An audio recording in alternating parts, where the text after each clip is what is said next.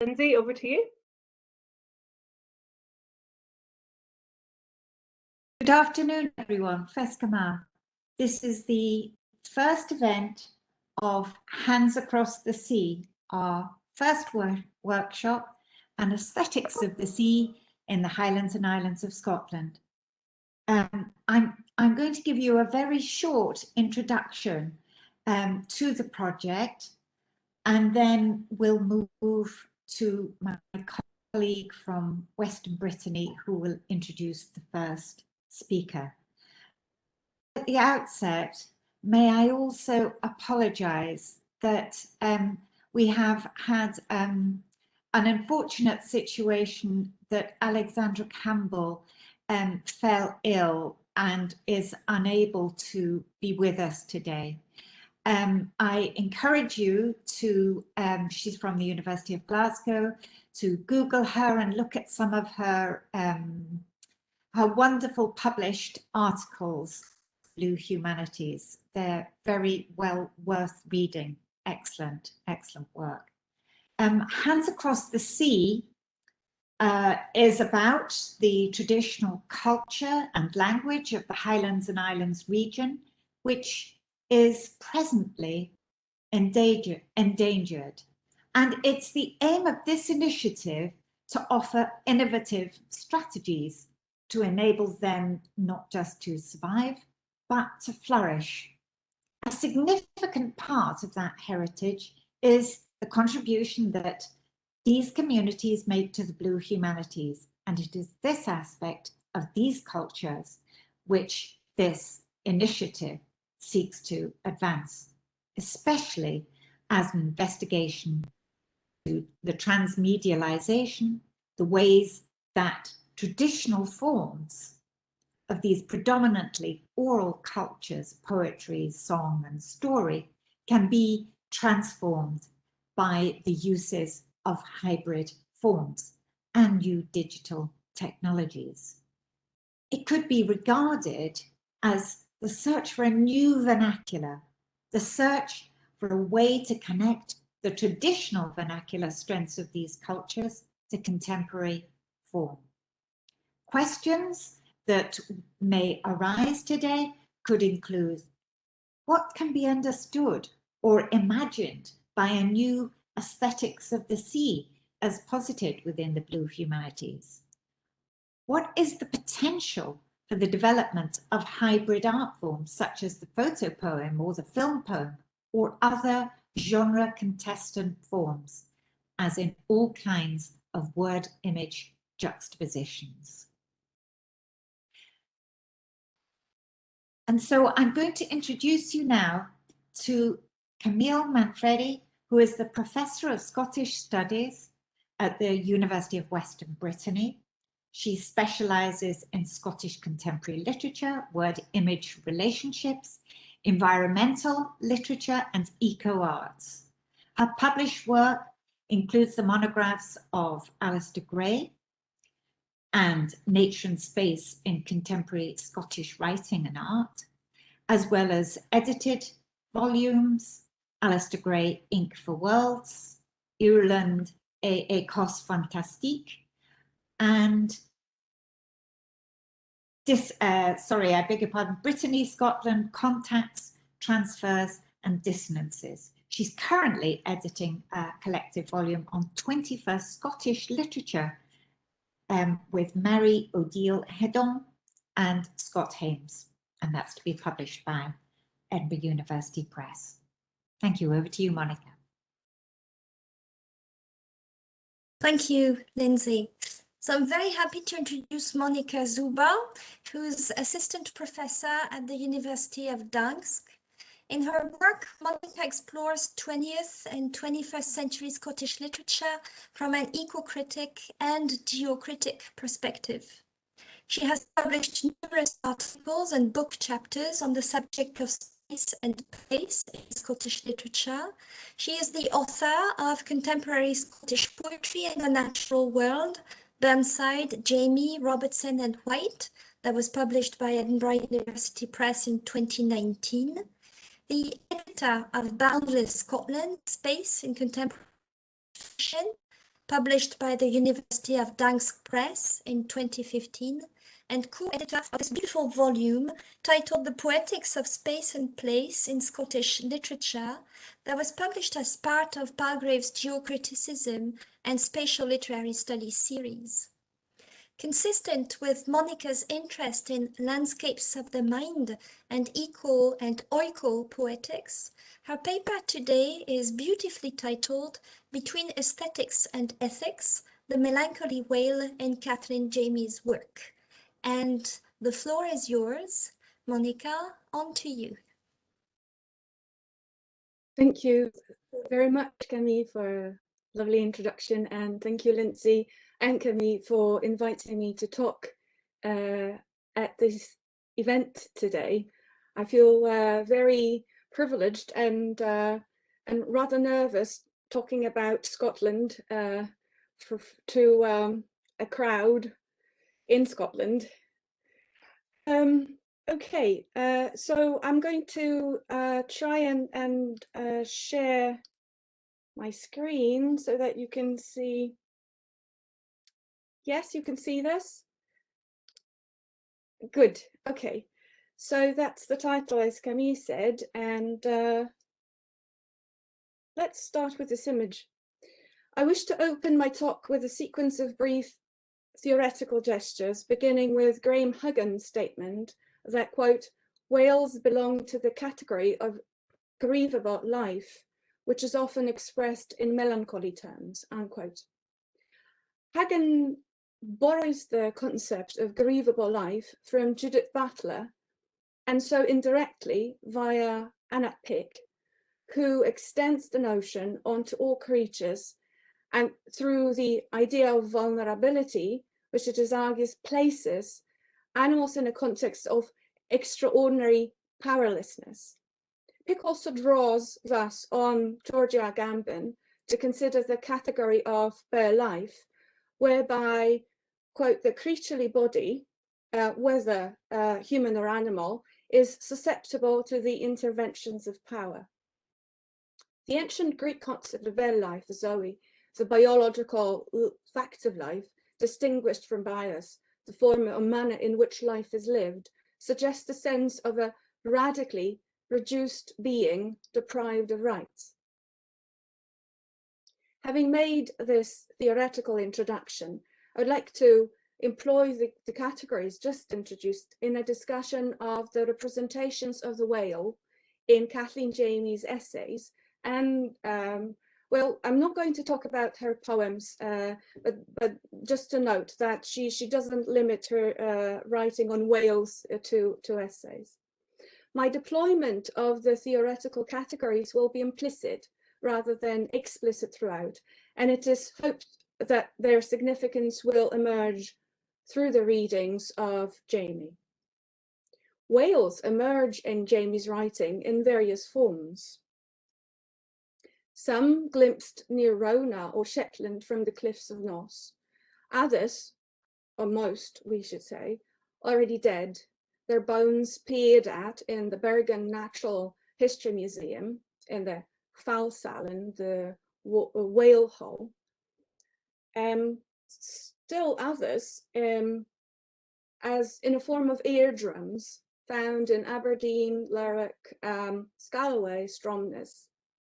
And finally, their bones deposited in the landscape of the British Isles, in Edinburgh and Whitby, on the islands of Stroma and Isle of Lewis and Harris, in Caithness, Sambre Head on Shetland, and Glastonbury.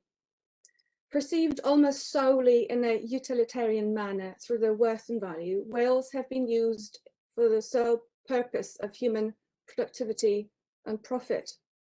Killed for baleen, blubber, meat, bones, and oil since the Stone Age, the population of whales was markedly depleted following a period of intensified hunting in the 18th and 19th century. After this intensive whaling, the quote-unquote vast Atlantic domain has in effect been transformed into quote-unquote an endangered global commons, to use Lauren Buell's phrase. The first one is Jamie's. As Jamie points out, rendering these marine mammals as a set of bones suggests an urge to, quote unquote, leave some mark, almost as if they were trees on which people would incise their initials, or as if to stamp the bones with an "I was here" sign, quote, as if everyone who encountered it had been challenged by it, unquote. The museum notice, "Do not touch the animals," found in the Fallsalen, may be read as having an ironic belatedness. As Jamie points out, it was too late for that. Quote, all presumably had met their deaths through violence in the days of industrial whaling, a combination of 19th century whaling and collecting. Someone surely must have sent out commissions to whaling captains. Bring me a blue, a beluga, a sperm whale's head on a plate, unquote. As a result, now whales come to us with an entire overdetermined cultural history and literary baggage. Jamie's allusions to them as cultural symbols, for instance, when she uses the phrase, quote unquote, the jaws of Leviathan, highlight the manner in which such references affect our perception of the species and construct a whole cetacean iconography. As Jamie writes, there is, quote unquote, something about the whale which, due to its size, makes it, quote unquote, near mythic, part mammal, part an inhabitant of an imagined otherworld. That's from the Sightlines. The rare sighting of a live whale leaves a sense of yearning, appearing unreal, almost oniric. Being in the presence of creatures which evolved millions of years ago causes a reflection on human rhythms enclosed in multiple temporalities. Quote, you just might be making the same journeys as these other creatures, all of us alive at the same time on the same planet, unquote, as Jamie notices. Watching a living whale, a still living whale, from a distance affords only a partial view, which foregrounds the cetacean elusiveness, and as one has to imagine it whole. This is something about which Philip Hoare writes and Graham Huggan then further develops in his book. The distance from which they can be observed reminds the reader that proximity often meant death for whales, because human touch proved lethal to the animals who received, and this is a quote from Jamie, full gamut of human attention, from the exploding harpoon and flensing iron to the soft sponge and the toothpick, unquote, which bring us back to the irony of the museum notice, do not touch the animals. Jamie writes about the urge, quote, to reach out for the natural in wonder or shame or excitement or greed, unquote. And this in turn results, among other things, in the placement of whale bones in the landscape, perhaps as a reminder of their past sea existence, of their past vulnerable bodies, as a melancholic aftermath of loss, whereby the grieving subject cleaves to the object, finally, as a mark of the inevitability of death and loss. Exemplified in the elegiac tone of some of the essays, particularly Voyager Chief and the Fallsalen, both published in Sightlines in 2012. The loss of this species stands for other animals which have disappeared and are disappearing, ushering in the thought of other further losses, traced through the figure of the melancholy whale, to employ again Philip Hoare's phrase, and this was developed by Graham Huggan in the book already acknowledged, Colonialism, Culture, Wales, Dissertation Quartet, published in 2018. Here a brief footnote. The title and epigraph, Voyager Chief, are taken from a Stanley Kunitz poem titled Elegy for a Whale, from his collection The Wellfleet Whale. And the epigraph that Jamie uses are these 3 lines.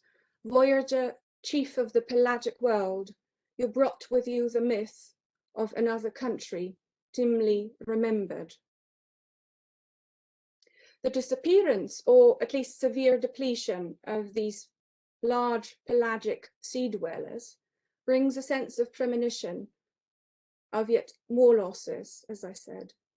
In a passage on a bottleneck in biology, Jamie writes of, quote, some catastrophe which kills so many of a species of animal that only a few breeding pairs survive to repopulate the future, if they survive at all.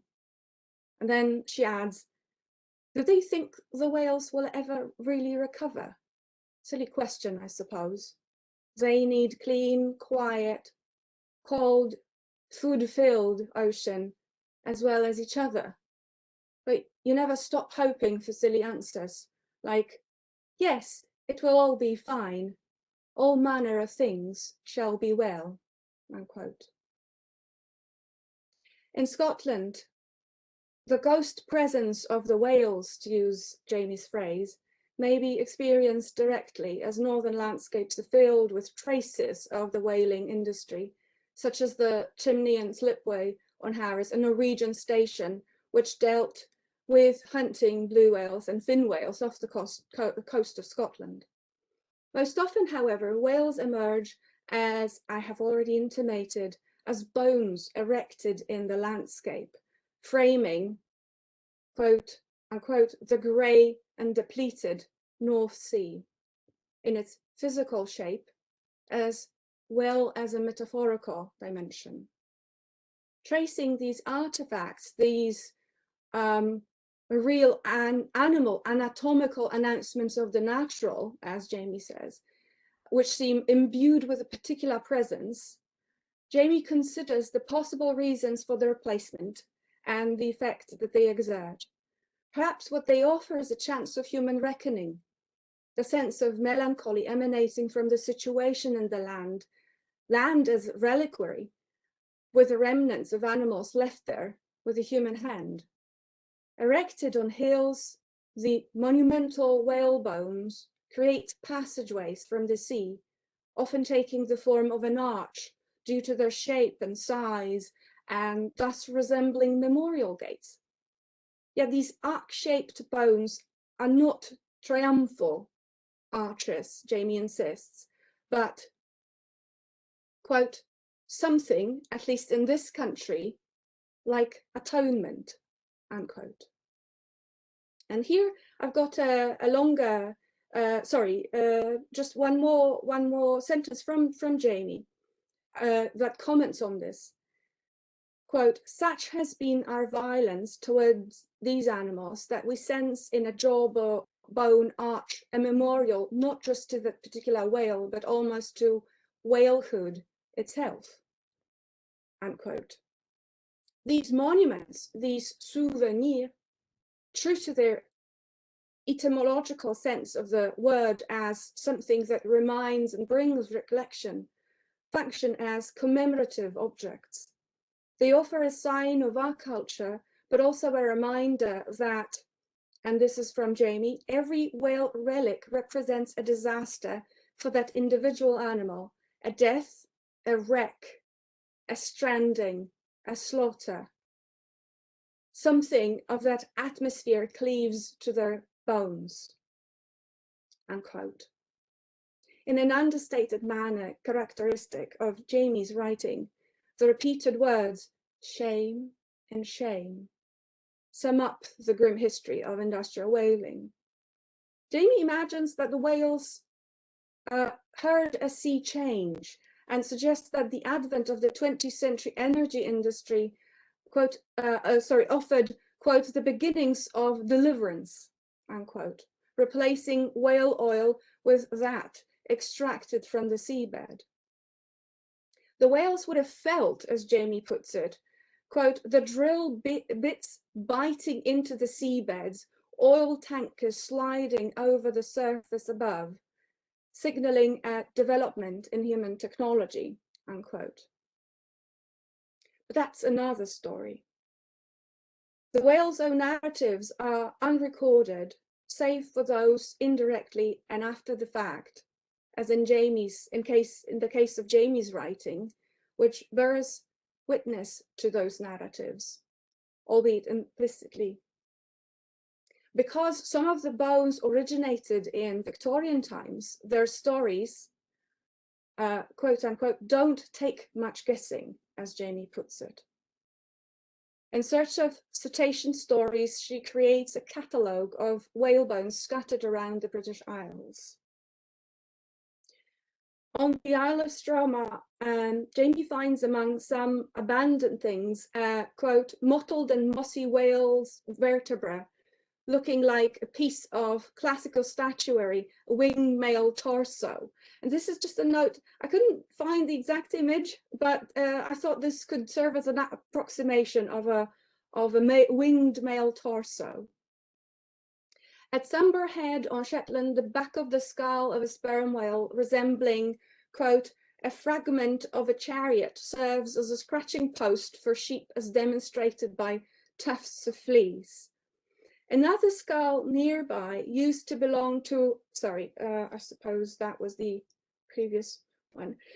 Another skull nearby used to belong to a rare minke whale.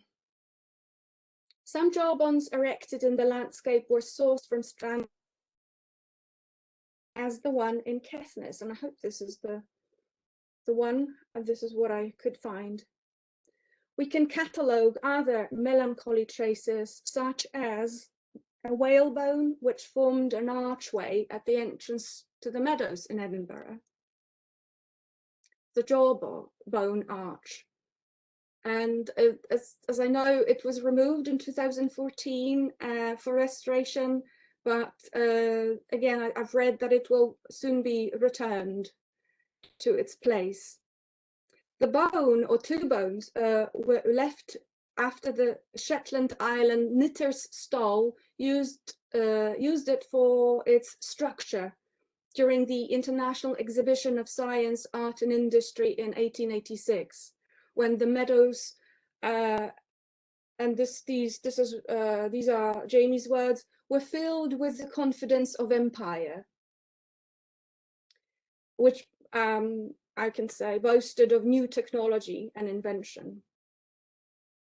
Similarly to other whalebones stranded in urban environments and human-made green areas, which are out of sight of the sea, the placement of these relics foregrounds the strangeness of the situation. The phenomenon of the whalebone in the city centre became a normalized oddity, as we might say, just one of the animals that, and this is Jamie again, went up in the chimneys of the 19th century. A 20-foot high whalebone in Braga on the Isle of Lewis, attached to a stone wall with metal rings, in itself a powerful image of entangled matter, metal on bone on stone, and perhaps a form of imprisonment. As Jamie puts it, comes with a terrible story, a whale's story. And this story is that of a dead whale found about 1920 with wounds from an explosive harpoon, a wretched harpoon, as Jamie writes, which suggests a long and painful death, the harpoon being the equivalent of a hollow point bullet. This jawbone with a piece of munition still lodged in the middle of it. As Jamie writes, the whole affair has a feel of the gallows, symbolizes the dark side of whale-human entanglement. Similarly to other bones deposited in the landscape, this whale appears, as Jamie writes, less an animal, more a narrative, as if it were the ancient mariner, unquote. The reference to Coleridge's poem places the whale within our culture, not merely as an object or minor character, but as a fellow being who suffers. The anthropomorphism and inclusion in human culture appears to be an attempt to dignify whales and to create empathy with the other, acknowledging their stories in order to subjectify them, and in turn creating a sense of compassionate fellowship. The above examples depict the changing meaning of the whale throughout capitalist time. In the past, a washed-up whale would have been a bonanza, as Jamie writes. Its different parts consumed, used for lighting, to support roofs, to make corsets, but also the whale's vulnerable body, its bare, grievable life, would serve as an important reminder, as indeed it still does. For the inhabitants of coastal regions, monumental whale bones continue to hold an important function, marking an event in the local history. For them, whale relics reveal another meaning, as Jamie suggests, something elegiac. At present, however, to the dissatisfaction of local people, institutions claim washed-up whale carcasses. Jamie describes a situation which took place on the island of Cole in the Hebrides, when the inhabitants hid a jawbone of a beach whale, planning to use it for an arch. But the bone was soon claimed by the National Museum of Scotland. Let the comment made by one local inhabitant cited by Jamie serve as the conclusion of this paper. Quote, "It seems everything disappears and we have nothing to remember the whale." Unquote. Thank you.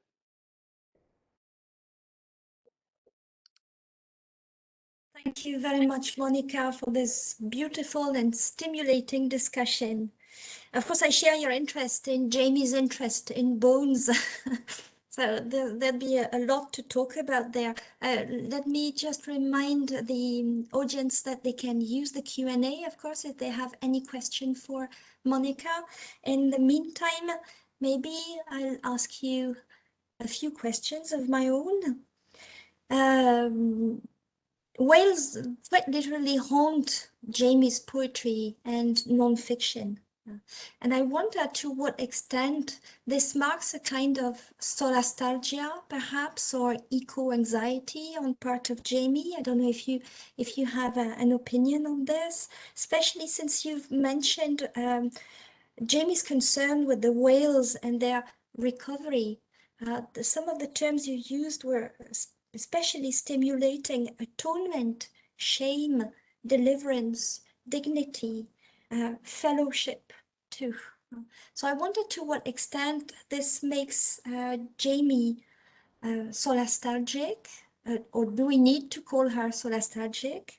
And to what extent this makes the sea in Jamie's work another healing space of sorts that would allow for a form of reconnection between the human and the non-human. I don't know if my question is very clear, Monika, but maybe you can make sense out of it.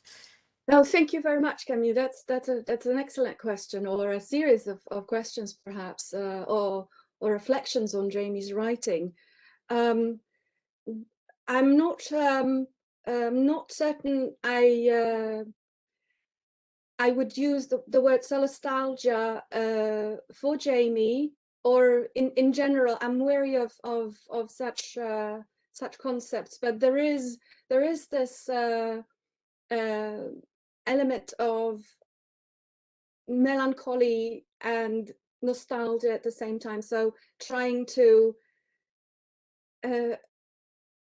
look back at what we've done and what the consequences of our actions are. And I use the pronoun, the plural, we and our, deliberately, because there is this collective, I think, also aspect in Jamie, as well as her individual viewpoint. but I think in many ways her essays in particular, I focused on essays here, but because they speak of our experience in the first 2 decades of the 21st century, when we really come to terms with, when we look at, you know, the actions in the past, perhaps especially 2 centuries, 3 centuries, and what has left, what we have left behind, what has remained.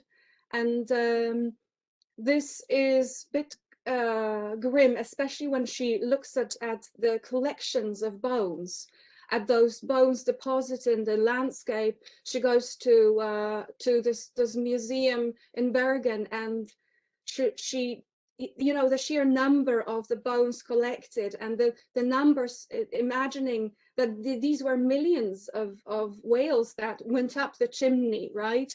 And they were rendered, used for various purposes.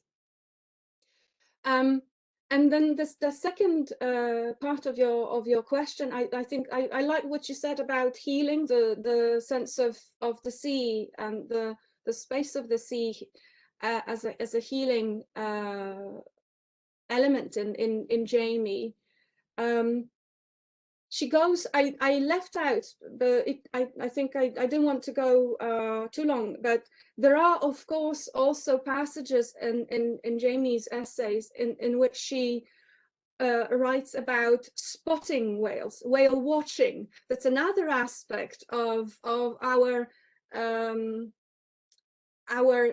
need, our desire to connect, perhaps to reconnect, as some would say, with the natural world. And there always, every time, for example, in Cetacean Disco, in Findings, this is an essay that ends Findings, and there are these exclamation marks whenever a whale is spotted. You know, there's this excitement. So I think this rarity of the experience, in Sightlands, I think it's on Rona, when she runs around the island with other people following the whales. So these are two aspects. Spotting a live whale, because there's one in Findings, there's a passage about her encountering a stranded whale. That's I think just one. But then she collects the bones, right? She takes bones home as souvenirs, as mementos, perhaps, of sorts. And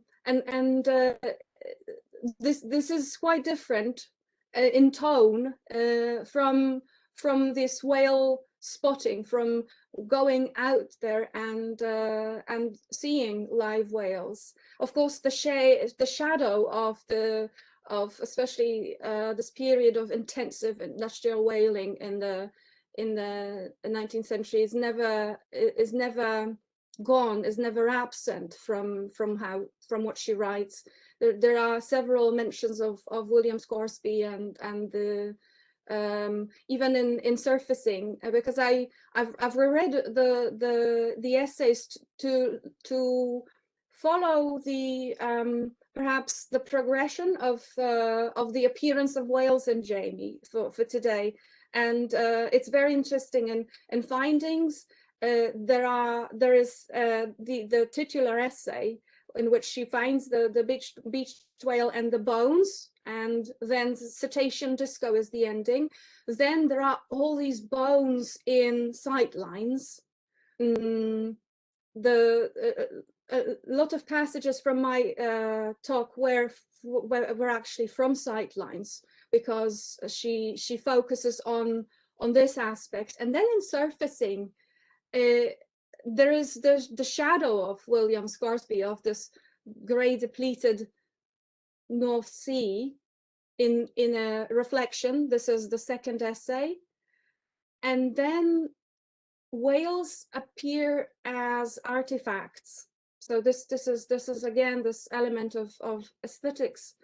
This is in Links of Nordland, when she finds, when she relates this little figure carved out of whale bone. So just to also show that whales didn't appear in the 18th, 19th century, the interest of industrial whaling, whaler ships, but much earlier, and they had a different function, a different meaning then, right?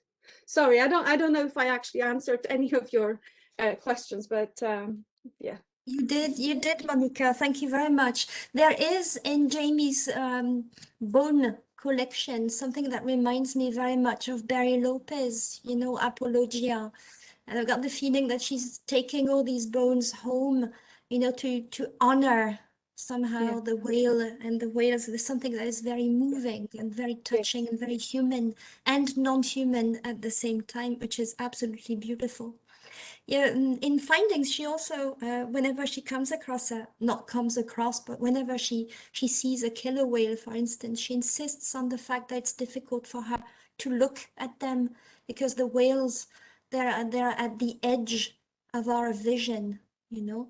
And it's also very difficult to catch them somehow, even metaphorically there. And of course, there's something else too. You didn't mention her poetry, but I know you're very familiar with her poetry too. So I'll ask you a very short question that would send us back to the overhaul and the fact that she's also extremely attentive to their voice, to their song too, and that perhaps that could work as a transition with Stephen's performance that is coming up, you know. But what do you make of her interest in the sounds and voices of whales? Thank you.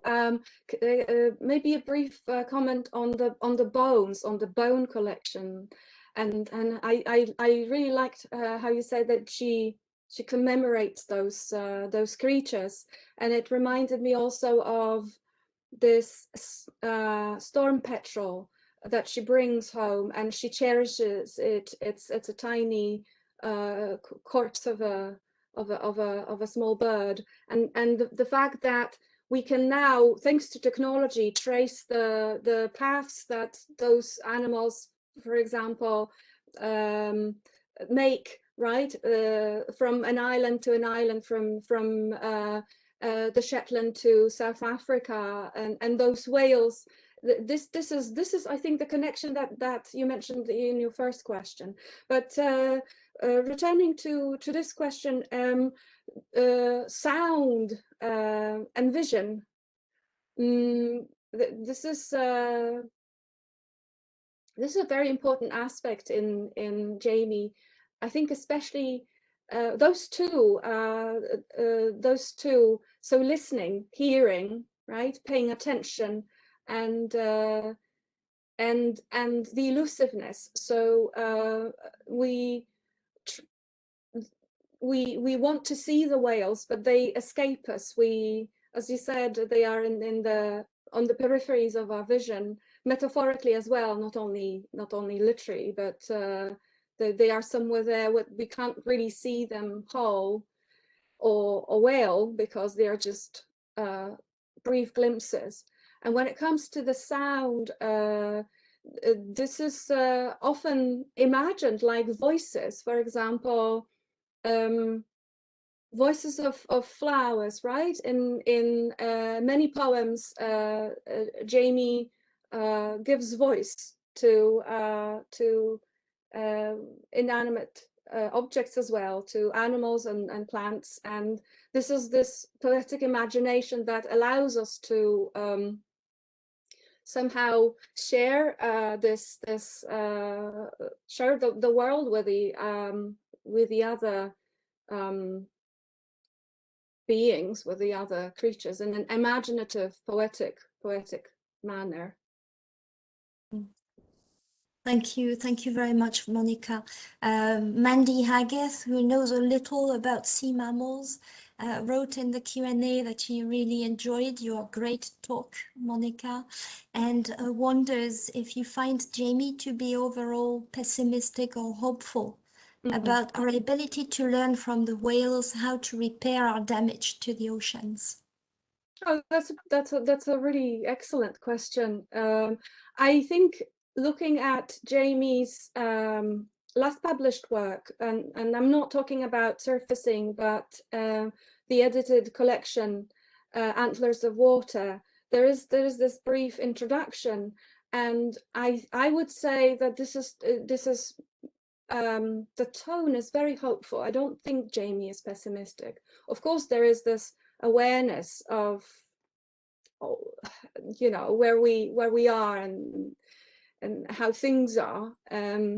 So there isn't she's definitely not naively hopeful, but the writing, poetry in particular, gives a chance to be resistant to those negative actions, perhaps to the world that's not necessarily careful. I mean, that doesn't show enough care to all the participants of this reality. So there is this cautious hope in resilience, the sense of resilience, that things will happen as they will. And I use the words extinction. Did I use the word extinction? Disappearance, I think. Because I'm now thinking about those. What we know about species. Of course, we know that a lot of species of whales have been depleted, and maybe don't, like in this concept of bottleneck, maybe they have very or not a lot of chance to recover the populations as they were. But I think this, thanks to resilience, there is a chance that it's not, they're not going to go extinct, but they will somehow manage despite everything. Yeah, well, it's up to us, isn't it? True. Thank you very much, Monika. Thank you a lot. Wonderful presentation, and I'll leave Lindsay to take over.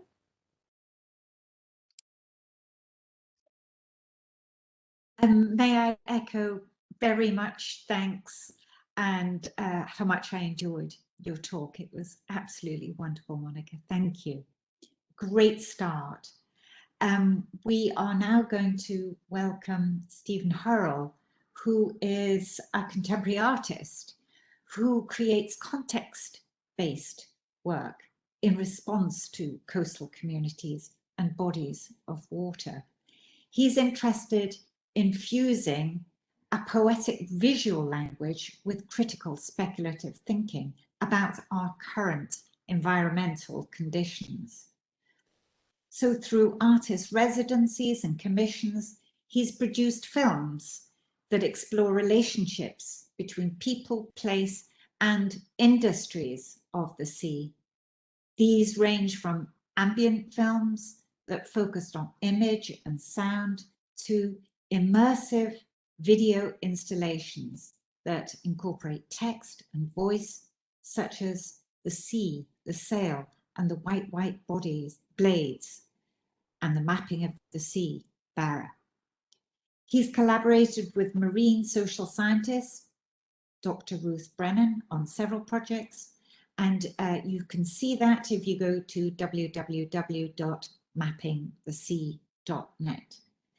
So Stephen studied fine art sculpture at Glasgow School of Art and has shown his work extensively over the past 25 years in Europe, America, and Australia.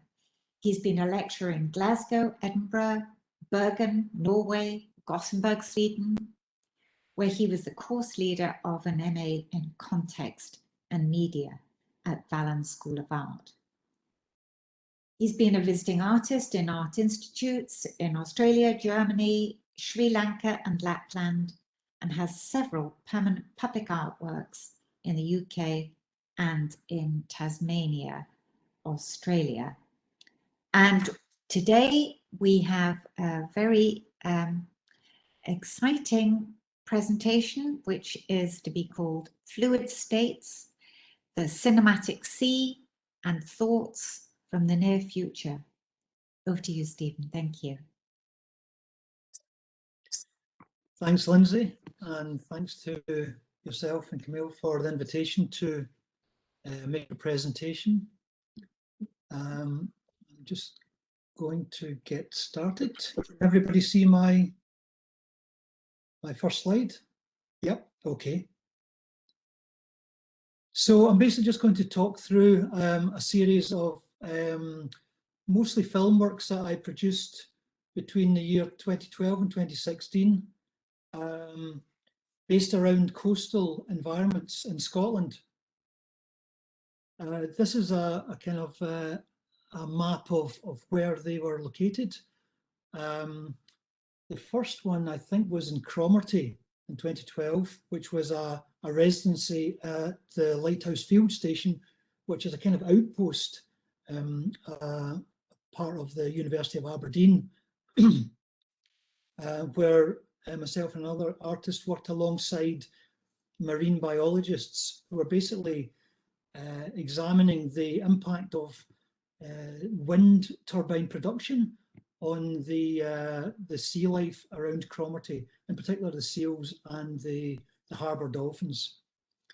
So it was a very interesting context to be based. Later on in 2014, I had a residency in Timespan in Helmsdale, where I picked up on some of the themes from that residency and explored them in greater depth. I also worked on produced a film production called Clyde Reflections, which was a commission by Imagining Natural Scotland, which was a collaboration with Dr. Ruth Brennan, who had previously worked on some projects on bàrr, and that's the ones I'm going to sort of aim to put the most focus on. So for now, I just want to talk you through the first three projects there, and to give you an insight into how I've engaged with those kind of environments and the kind of processes that I've employed. In the first one, Dead Reckoning, which is a 13-minute film based in and around the Cromarty Firth, and also plotting a kind of journey from the Cromarty Firth out to the North Sea. It starts with some hydrophone microphones that are recording the sound of seals underwater, and then it gradually moves up out of the water, and you see these kind of leftovers or sort of remnants of an industrial, the oil industry. Basically, these are giant kind of legs for sea platforms that are moored in the Cromarty Firth. I only read the other day that they'd actually been taken ashore, but they've been there for many, many years. A kind of post-industrial kind of sculpture really in the sea. So this film was mainly based on image and sound, because I felt the sound aspect was the interesting thing, the sort of relationship between the sound that the sea mammals were making and the kind of pounding of the seabed that was required to install these wind turbines. It's a very kind of ambient film, quite slow moving and quite meditative. You can watch all these films online on Vimeo, and I'll give you a link later on. But I just want to kind of go through some of the key images to give you an idea of the kind of environment that I was working within.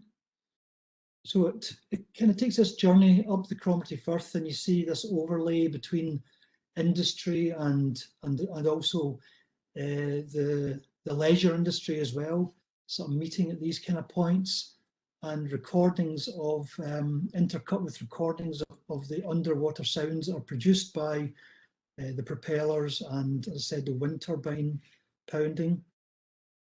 And then out to the North Sea, where we come across some of these actual functioning oil rigs, which kind of look like something out of Mad Max when I filmed them. I was quite surprised at how weather-worn they all looked. They looked like something from the past. And further out to sea, where I managed to hitch a ride on one of the repair boats for the wind turbines.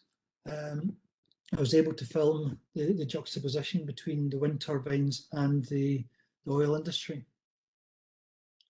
So I was kind of interested in that overlay and how all these things were kind of coexisting together. The various types of industries of the sea and the natural kind of aspect of the sea mammals as well. I picked this theme up when I moved up to Helmsdale to take up a residency, and I produced an installation initially, and then I made a single screen version as well, titled "The Sea, the Sails, and the White Blades."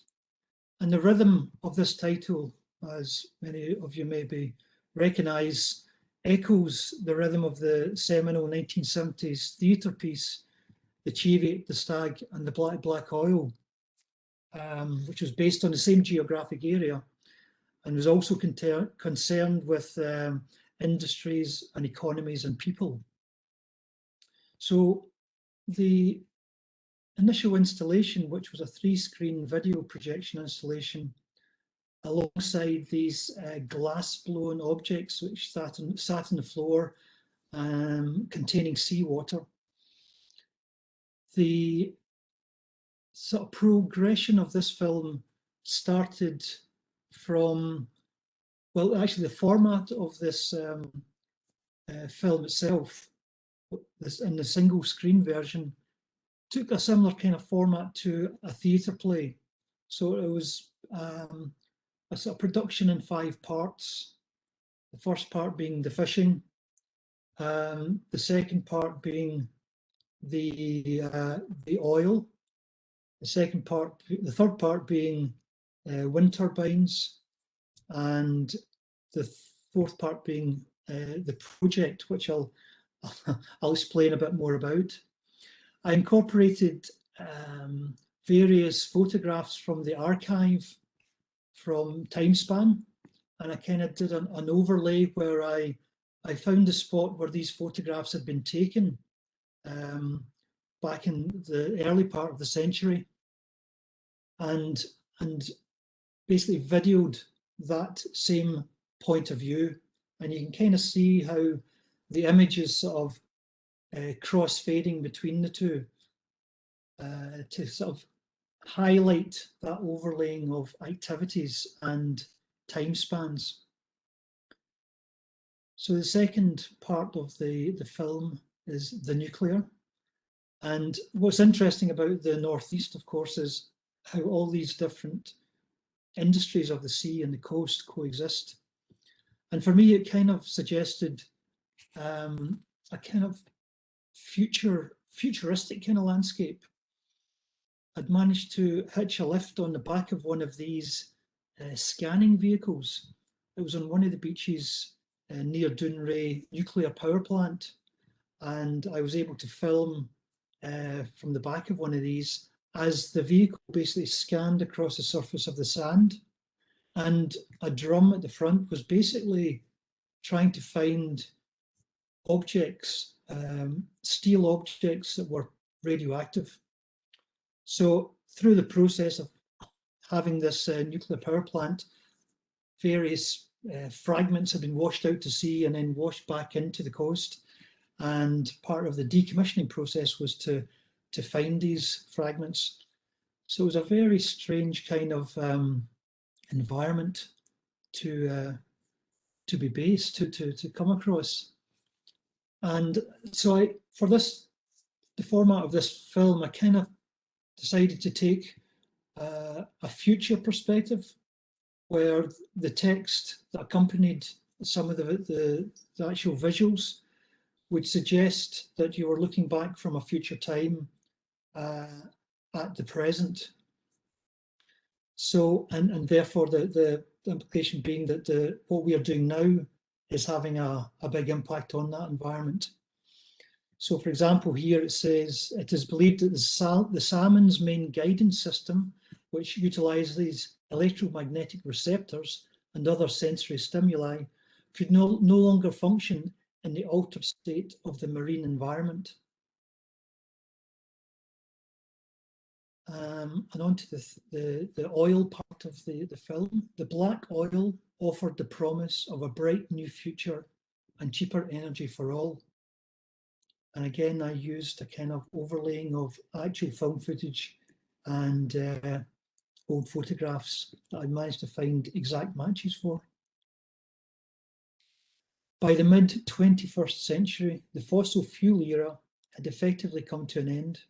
The planetary energy deposit, which had taken millions of years to create deep within the Earth, had been plundered within 200 years. Data collected from GPS tagging of seabirds from the mid-20th century to late 21st century revealed a sudden change in the migratory patterns around the year 2025.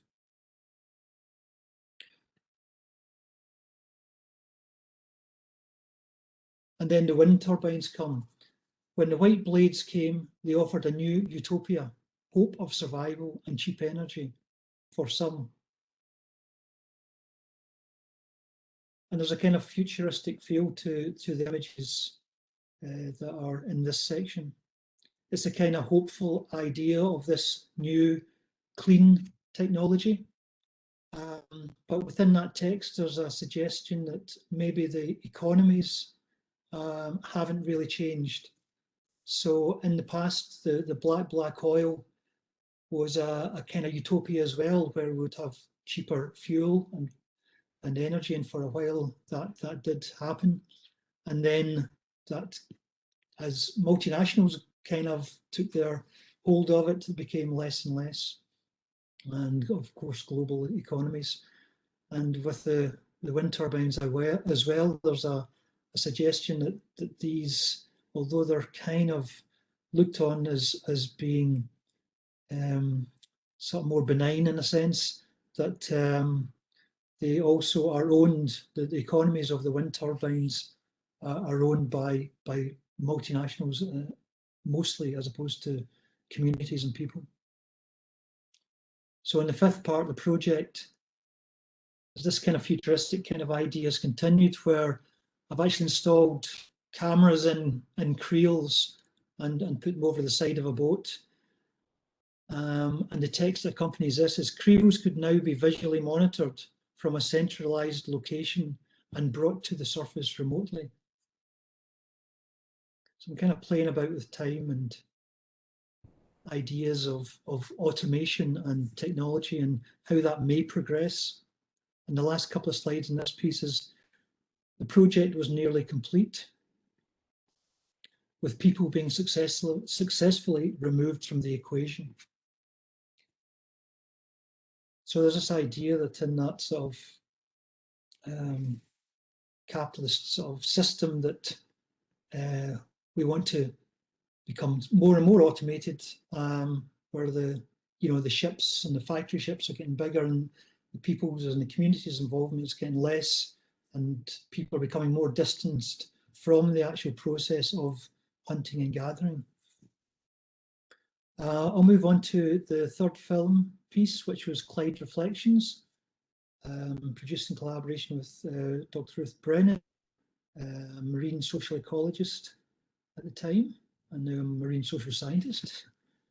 I'm just going to skip through this one because it's quite a big project and quite a long film.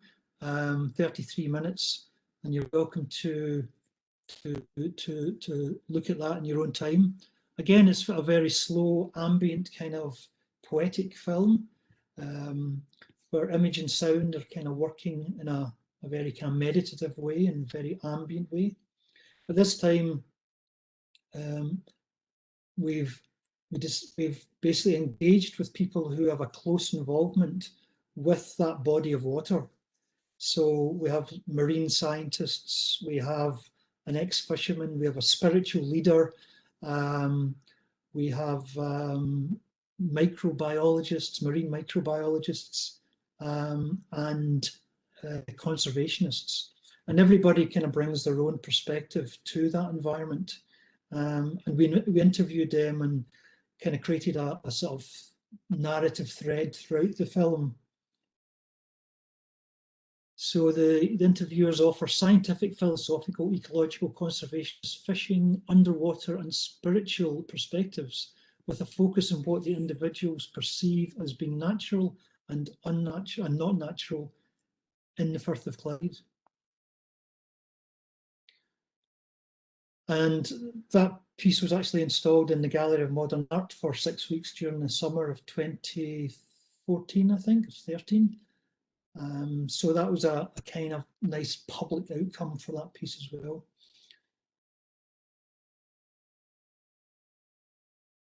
A prior project that I'd worked on with Ruth and with Ian McKinnon, who was a human ecologist at the time. I'm not sure what exactly its title is, something around that still. And Ruth and Ian basically were collaborating on a comparative project, in a sense, between the island of bàrr and the island of Arranmore off the west coast of Ireland. And they were basically looking at how the fishermen interacted with the sea and the kind of language that they used and the kind of the way they related to that particular environment.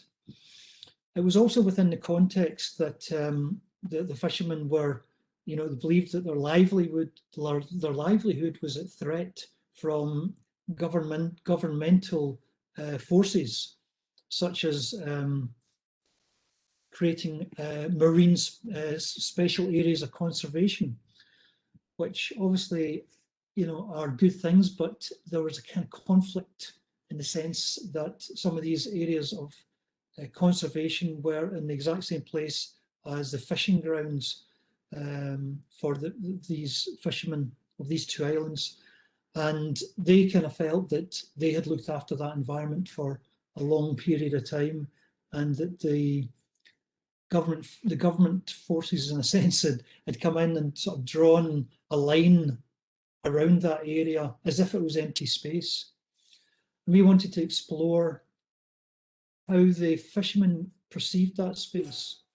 So Ian and Ruth and myself, taking photographs and recording interviews, visited quite a lot of the fishermen in both islands, and basically interviewed them about their time on the sea and found out how they related to that. And from that, this publication was produced, Belonging to the Sea, which you can access online as a PDF. And I'll give you that link. This actually, Joe's just put the link up in the chat. So through doing that project, we realized that the sea and the coast and the rocks themselves were all kind of markers of information and stories that were crucial to the understanding of that environment for the fishermen. And we realized there were so many stories that we couldn't put them all within just a publication.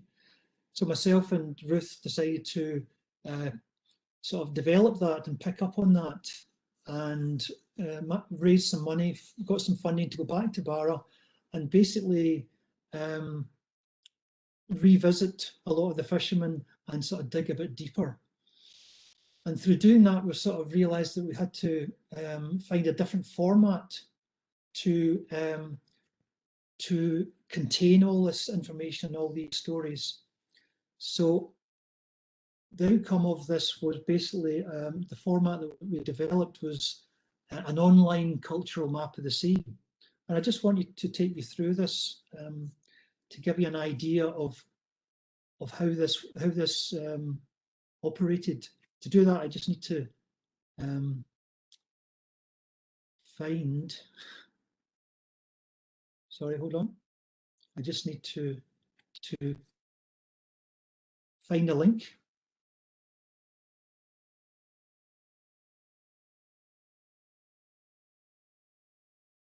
Okay. Share my screen.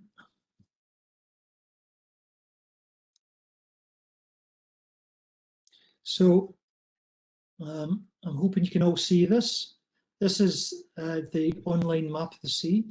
Again, you can link to this through the mappingthesea.net website. And basically, this is a kind of interactive map that you can basically zoom into. You can search around. It's kind of like a treasure map in a sense. And when you start to explore it, you can see that these icons start appearing. So you've got over here a little kind of guide to the icons, shipwrecks, coastal names, coastal stories and images, fishing marks, reefs, and floating sea stories, which are little bottles that float around the island that you have to find and which contain messages.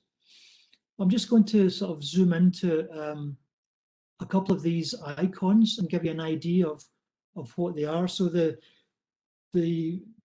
fishing marks here, these were fishing marks that were given to us by several local fishermen.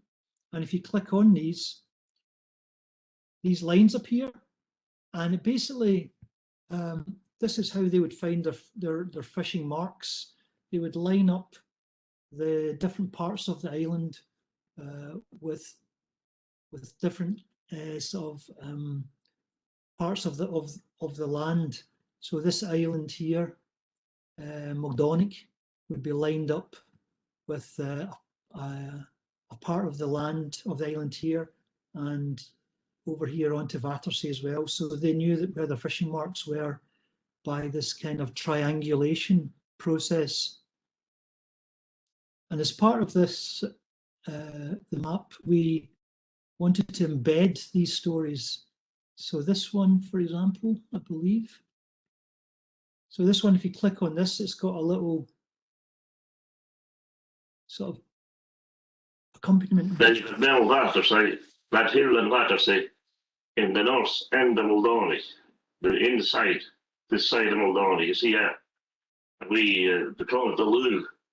That's like a calf. So you put that Vatersea in the Lews, and Breivik school, that school over there in the point to Copoloro. And that's you right on top of the map. It's a good fishing spot.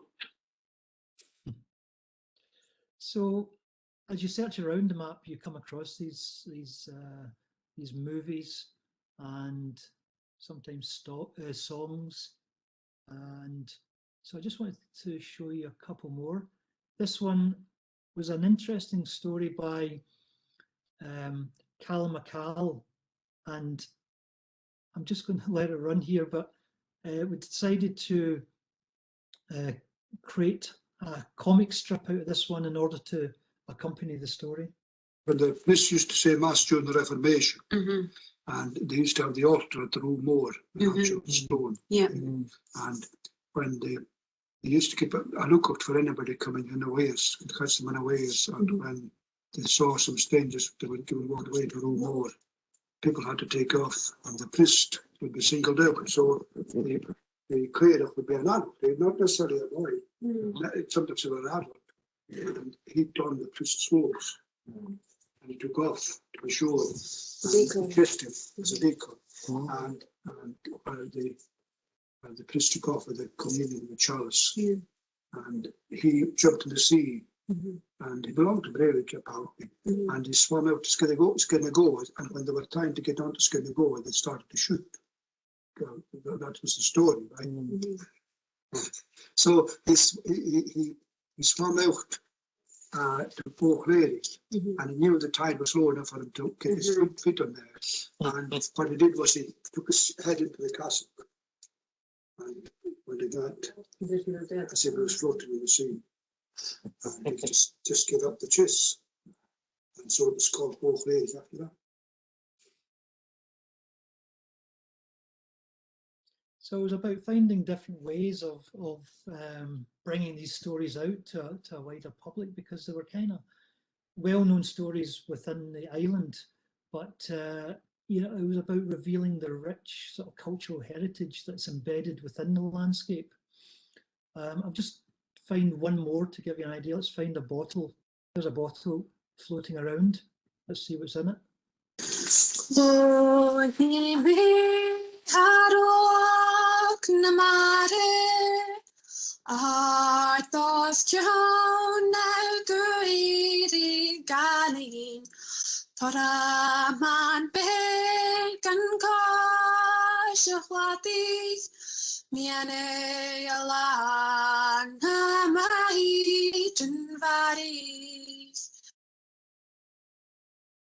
So that gives you an idea, but feel free to have a wee sort of search around yourself, see what you discover there. I'm just wondering if I've got time to share some other work.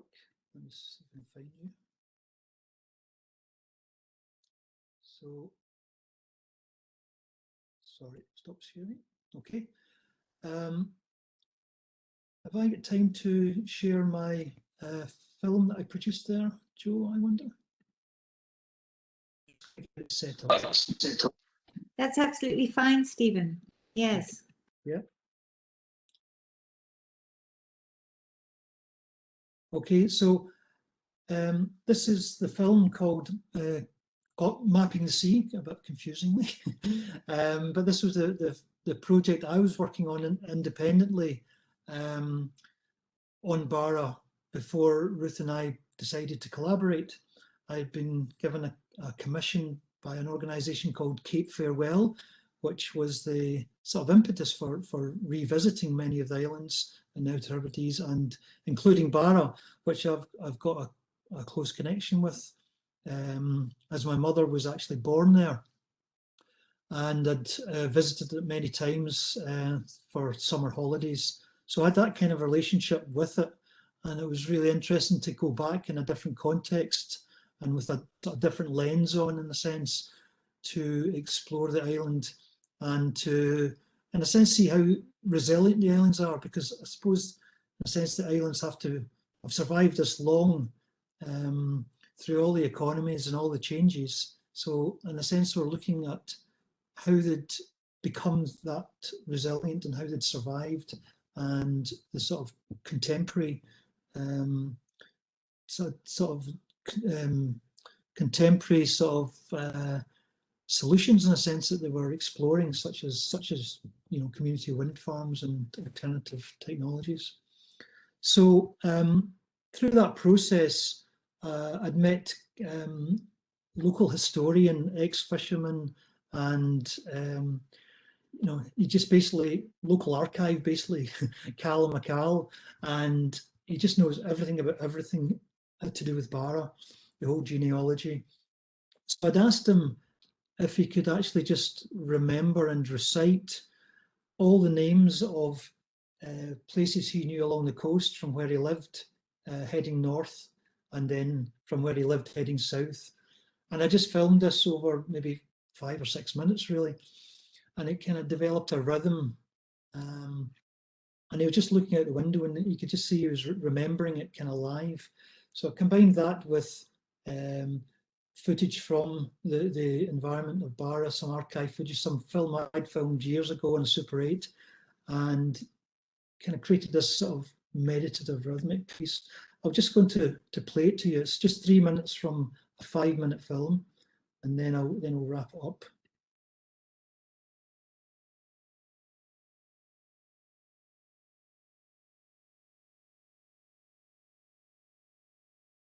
Ceann na fence, distal, copal distal, ceann na vinistri, post up distal version. Ceann na vinistri, colic na borach and the house of the shepherd Jew. I guess Scott na vinistri, I guess Ceann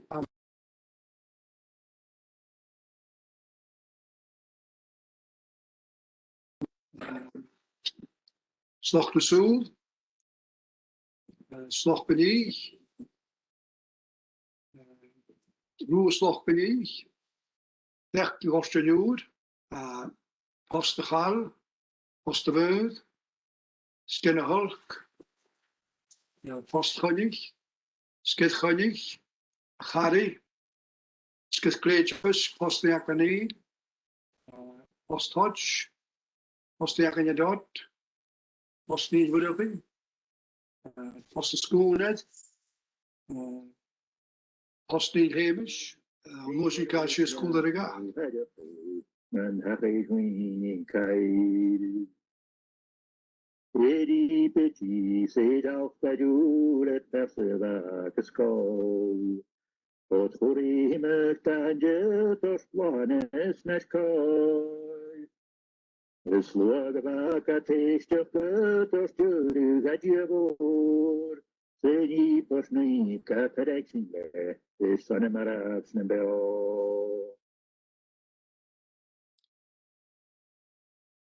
Okay, I'm just going to stop there and try to come out of here.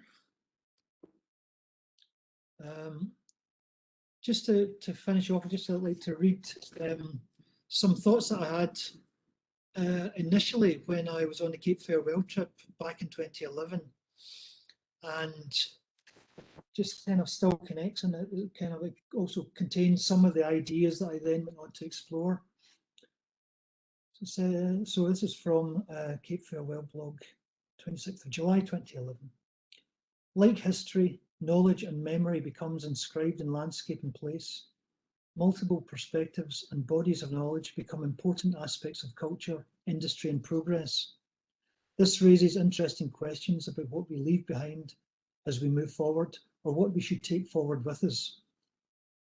Islands such as bàrr are involved in a slow yet continual state of invention and reinvention. In 2011, bàrr coexists in many states of being, including occupying a rich historical world where innovation and determination have been a necessity for survival, and a parallel future world where new technology, renewable energy and sustainable farming mark a promising route forward. In these island places, we can dig deep into the past and learn from generations of people dating back to the Neolithic period, while at the same time we can also project or calculate into the future, and data side by side, looking back whilst looking forward, a Janus-like existence, a balancing act and a leap of faith. Thanks, I'll just end it there.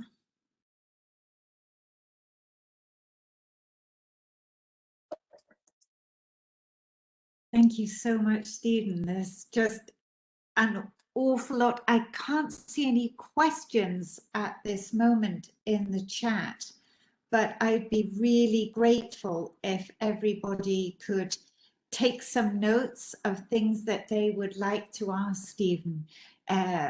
There is so much there in terms of the richness of the sea world that you have presented us with in such a poetic way, and given us an understanding of these ancient industries such as fishing and hunting and gathering, and how that is so different now. Just even that last shot of the fish processing factory, quite different from the old gutting tables with the guts in the bins underneath, and quite a kind of sterile looking environment, which is certainly not how it was even in the 80s. Yeah, but I think it would be fantastic if people could make a note of some questions for Stephen about his artwork. And we can then move through our 3 creative presentations. We have also a poetry reading, and we have a composer, Anna-Wendy Stevenson, who is going to speak to us next. And so thank you very, very much, Stephen. I just loved that presentation, and so much to talk about ongoing. But just now we are going to welcome Anna-Wendy, who is the 3rd generation in the Stevenson family line of composers and performers.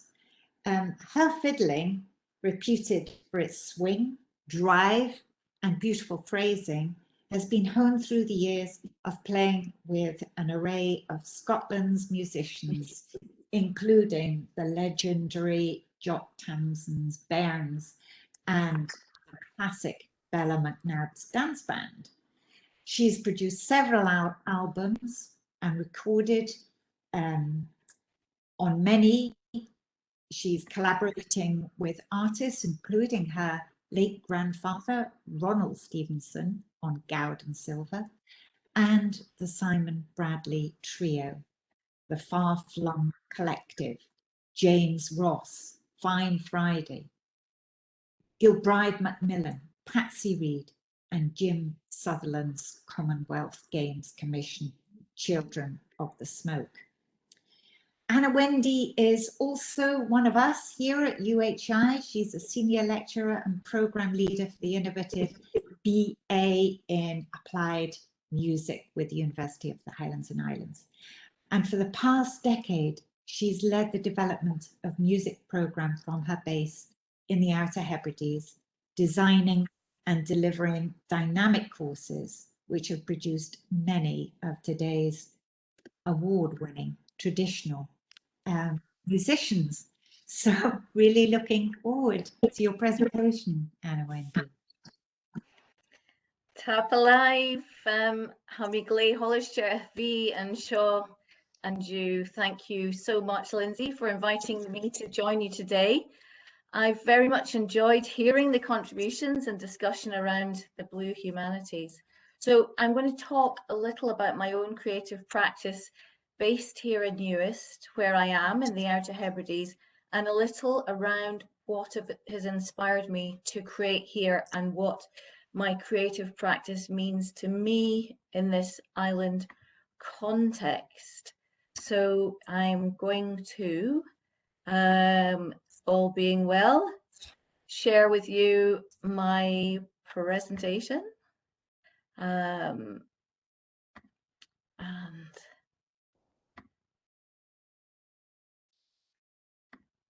can you let me know if you can see that? And it would be great if so that probably looks a little bit better. Okay, so here you can see the view that I've got not very far from the room I'm sitting in at home on the Isle of Machair in North Uist. Vast expanse of sky and shore, and Machair, where I am in North Uist, is home to I think 49 people on this particular island. So this is very much a personal account in this presentation. I'm a fiddler and composer, and although I had a classical musical training, as a professional practitioner, I've spent most of my time in the world of Scottish traditional music and travelled internationally with it, performing and teaching and collaborating with other cultures too. So now I wanted to show you that as well, because these beautiful flowers have also just come out at the back of our house. The sea pinks, typical Hebridean scene.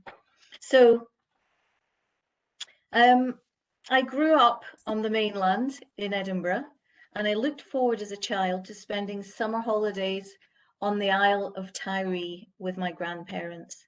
My late grandfather, Ronald Stevenson, who was a composer pianist, shared his love for the Hebridean landscape and music with me, and there he is in all his handsomeness. He was a great friend and admirer of the work of Margaret Fay Shaw. Margaret was a folklorist, photographer, and fellow pianist. And she spent many years from 1929 through the early 30s documenting life in South Uist. She'd come over from America. Her work has been published in her book, The Folk Songs and Folklore of South Uist. It really is a golden treasury, and we all use this in our music courses across the UHI. Margaret stayed with Peggy McRae and Mariandra in South Uist. She learned Gaelic, which was very important to her in terms of the transcription process. And my grandfather set songs from this treasury, and he created the South Uist Folk Song Suite, which I was fortunate enough to record with him in his later years. The suite charts, as he says, a day in the life of an island woman through settings of songs which were sung to accompany work. So there's a sailing song, a witching song for the milking, mouth music, walking song, spinning song, a tired mother's lullaby, and the Christ child's lullaby. Now I'm going to play the walking song. For some that may not know, walking is not the walking with your shoes on. This is W-A-U-L-K, walking the tweed. So you can see here there are groups of women who are sitting at a table, and they beat the tweed, and it's soaked in urine. And to accompany the process of this rhythmic action, they are singing, and there are many walking songs. And so they're traditionally unaccompanied, and it's the rhythm that is essentially the rhythm is what is the accompaniment. Just like, for instance, you know, the rhythm of rocking a baby, the rhythm of spinning in a spinning song, or the rhythm of milking. And so I'm going to stop sharing here, and I'm going to go and to get an audio file, and we're going to be listening to my granddad's transcription, his own arrangement of this walking song, and you'll be able to hear that this song is part of a set of miniatures, the kind of instrumental concert arrangements of the songs. There's no lyrics, but a lyrical approach to the setting, and in the sense it's like a distillation of melody. And just, I'll say this before sharing it. So in his methodology, he was really concerned in his arrangements and treatment to be sympathetic with the melody. And he employs and reflects the kind of call and response, the imitation that you find in this walking song, where you have one singer and then a group response. And so often, though not always, he'll simply use the notes found in the melody as harmonic palette and the scales and the modalities of the Hebridean music is so often built on pentatonic or hexatonic 5- and 6-note scales. There are fewer notes to employ than a full chromatic palette. So I'm going to stop sharing here and come back and go to share. And here we go. Wow, this seems doable.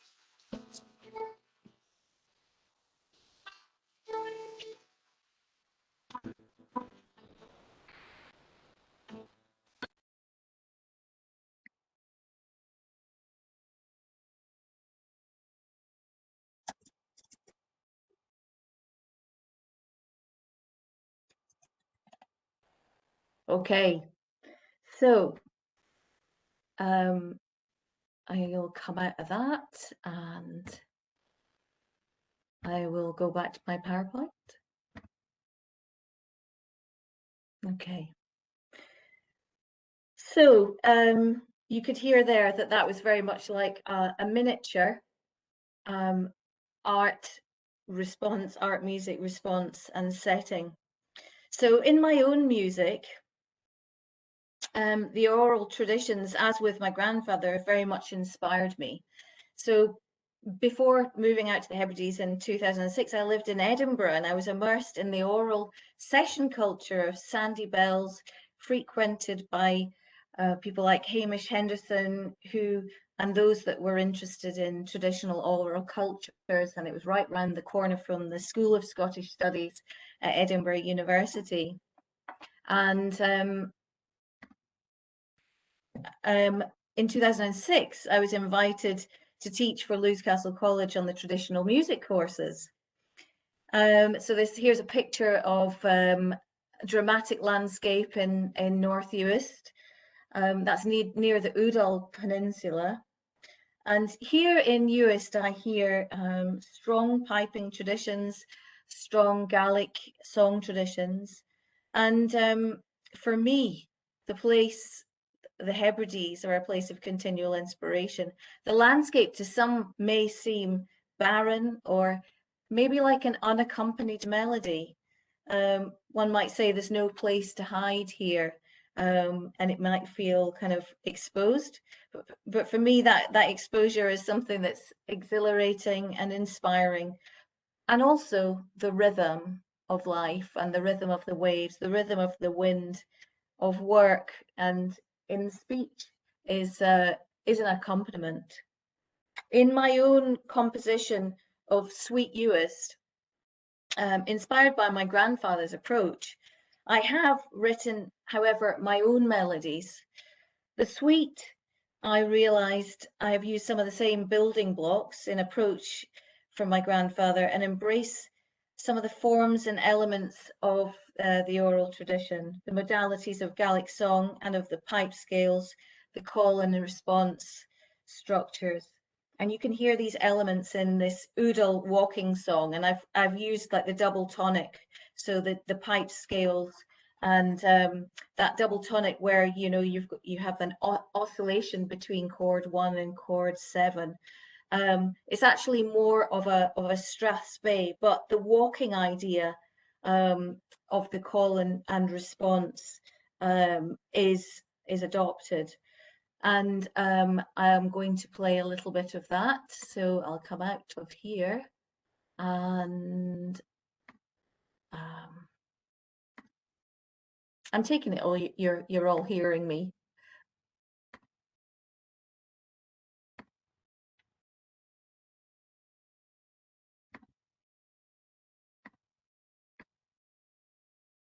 I'm going to take this fast.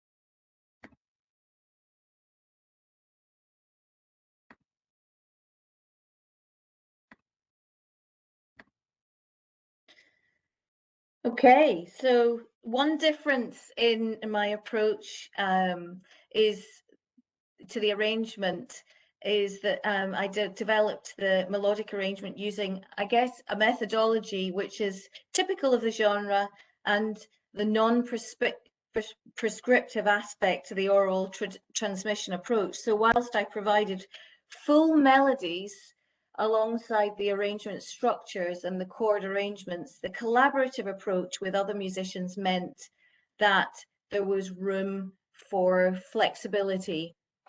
And music is a great connector. And here we have a photograph with a group of students. We're joined by Alex Roberts and Dan Somaji from Dorset, and they approached me in 2014 asking to collaborate on the Far-Flung Corners project, which involved working with students who are studying music in Uist and school children in the Hebrides and in Dorset on a cultural exchange. And the purpose of this was to write new music in response to and communicate our respective environments, as well as an artistic residency to support the development of new work for concert performance in professional venues. Over the years, this was a one-off project initially in 2014, but it's still going. It's been extremely successful. We've now worked with over 10,000 children and produced a couple of albums, and we just had Radio 2 airplay actually last week and been an album of the week for Radian and Gale, and also we're finalists for our contribution to community in 2017 for the Herald Higher Education Awards. So we recorded Suite Uist as part of this process, and students, they come to the islands to take inspiration, and sharing this work and process with them, the arrangement process has provided added meaning for the creative process for me. And I just have a look at this photograph, because this is going to reflect my next track. So the Suite Uist is my response to the island environment. It's space, place, and people. This is also the module title of a creative practice module on the MA Music and the Environment, which I teach on and is run from Uist. The island chain, a rich tapestry of islands connected by lochs and causeways, has captured the imagination of many poets and creatives. The North Uist Writers Group has been another vehicle for expression for me. And I'm going to finish with a poem, Shasul Beik Ahaun. It's a small world in Gaelic. It's part of what we were doing with the Far-Flung Collective was exchanging poetry as well as music. So the kind of working on developing new lyrics. So this is this track was included in Suite Uist and summarizes as a sentiment that's felt, I think, by many in the Hebrides, that we are at the center of our world, and those that we connect with, and that we are not necessarily an edge or remote. So I shall go on to this track and just say thank you.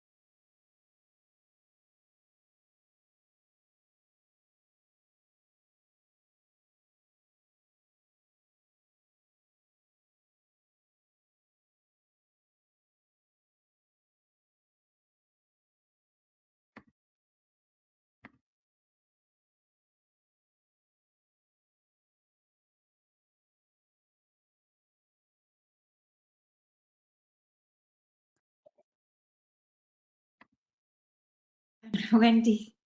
I'm finding this such a moving session. From Wales to Stephen's beautiful films, and Anna-Wendy has transported us into another world. And I'm so grateful and privileged to have been here with you. Really, really, really grateful. We have our very last presentation, poetry reading. But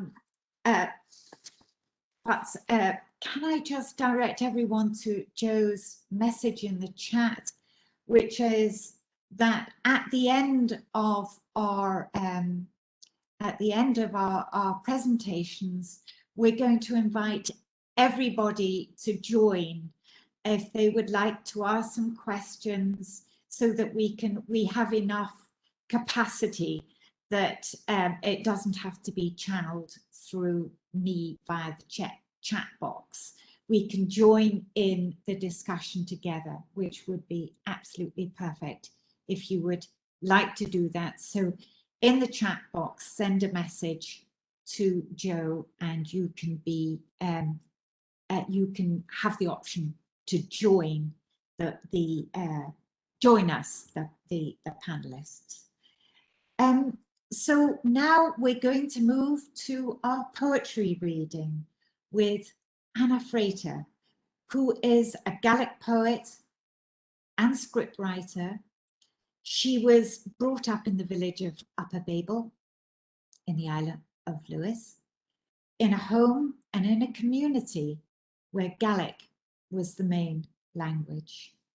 Her poetry has been published in various anthologies, as well as in 2 collections. And I'm going to leave Anna Frater to introduce the names of her 2 poetry collections. My whole family are Gaelic speakers, and I am very much a learner and a bit shy about my own Gaelic. So I'll leave it to Anna Frater to tell you the name of her 2 collections. She completed an MA in Celtic and French, and then a PhD from Glasgow University. She works in the media. She has worked in the media for several years before coming back to Lewis in 1999. She's now a senior lecturer. She's also part of us at UHI. She's at Lews Castle College, and she teaches on the Gaelic medium degree programs and on the Gaelic Scotland degree. So welcome, Anna. Are you? Lovely. Oh, excellent. Right. You can hear me okay. That's a relief in itself. The 2 collections I've got are Fontlike is Under the Shell, and the second one, which came out in 2017, is Cria Crica, which I decided not to give an English subtitle to, but it's just it's either rock heart or heart of stone, take your pick. I suppose you can. So I hopefully see I don't have the share facility. Yeah, which is fine. It's okay. Oh, I do. Yes, thank you. the magic of technology. I now do have the share, so hopefully this will work. It's just I just thought it'd be a bit boring just listening to me, and I would give you some pretty pictures to look at while I'm talking. The title here, "A Solitude bàrr," comes from the poem I'll be finishing with today. And I think for anyone who grows up on an island, the sea is just, you know, you can't, it becomes part of your psyche. It's not just part of the view. I mean, I spent 13 years living in Glasgow, and when I moved back home, I really had no real preference as to where I was going to settle in Lewis.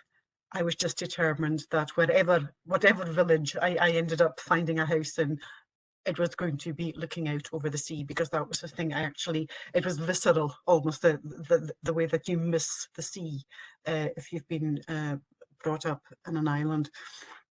So, and this is my part of the world.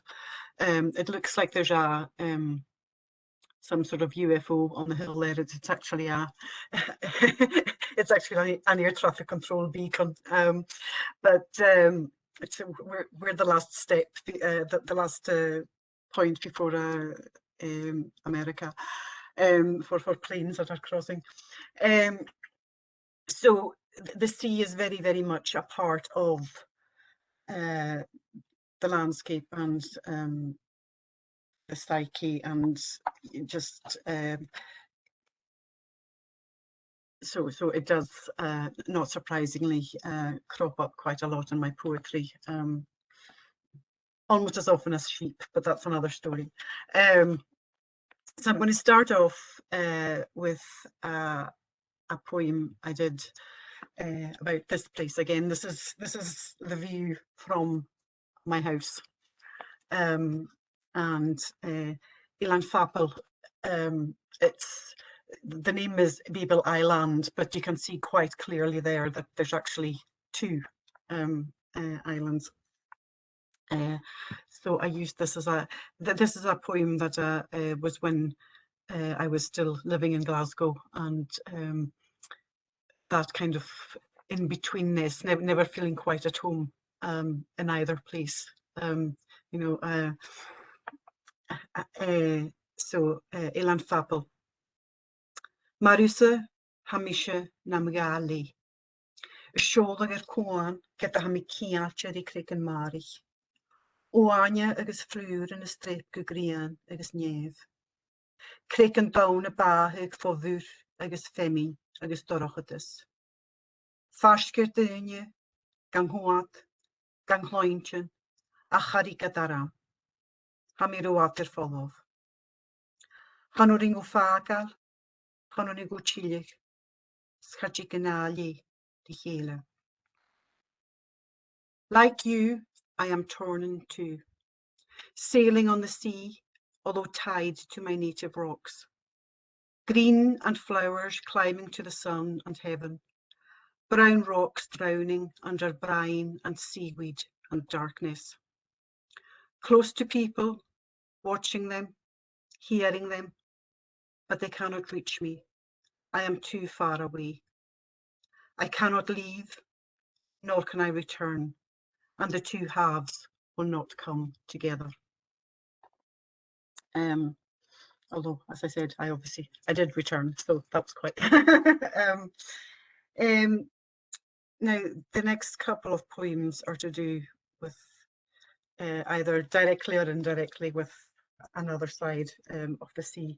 This is one that was one of my wee sad love poems that I said before that the 20th century wasn't good for me romantically. The 21st was okay. I've been okay so far. So this is Mbata. Va yfyr cwn mystanigu. Sma vata for hjolf gan eichak son y glost. Chyrw gyn am y hwyl agus rwych mi tron y sualen le garir ma filen. Hanach gymyn y sgochen gys yn do ierig ystaram. Agus yn ish ham o vata ma machria bristir yn rhai na sgialoben. The boat. The sea was calm before you came, and my boat under sail without a breath of wind to move it. You filled my sails, and I ran through the waves with the laughter of my lips. I did not see the clouds until the storm broke. and now my boat, like my heart, is broken and splintered on the shore. And the next one again is just it's called a mur, or the sea. Chonig miu le ysbac yn ichjag o'ch ciohoch, stynimish roeg. Chonig miu yw marsgahan, ysgyrlig solas na green fagala. Chonig miu stufiaich streep ar de krige, agus cop do viol io cloch struhug suesig. Chonig miu nad chotl, sy tulog ag nila na dochlas. Chonig miu gar biahig, y rein de falches nar misk. Chonig miu a most. I saw you with wispy, feathery smoke on the point of freezing. I saw you like a mirror reflecting the sunlight over the day. I saw you angry, climbing the height of the cliff and the foam from your jagged mouth streaming up the gully. I saw you sleeping and rocking the island in your arms. I saw you feeding us, sharing your bounty among us. I saw you murder.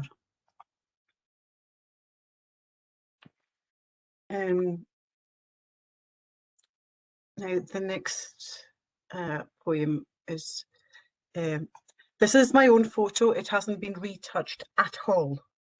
And I used it for the cover of my book, Cria Crica. It was just one of those lovely moments where I actually did have my phone with me when I was walking the dog on the beach, and I found this almost perfectly heart-shaped rock on the shoreline.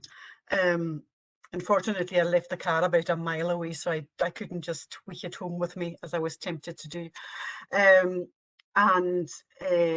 from the picture came the poem, and actually the title of the book. And this is called Morgan. Sior galig vristje na galig se hisje. A chyfyrsyn garirwr I ra nach bochorgan ffiws fiachin di cara. Gynyen Morgan y chwys yn arch y cric. Gravel. Better broken Gaelic than none at all. But do we really mean that we shouldn't even try to fix it? That gravel will do instead of rock? I'm trying.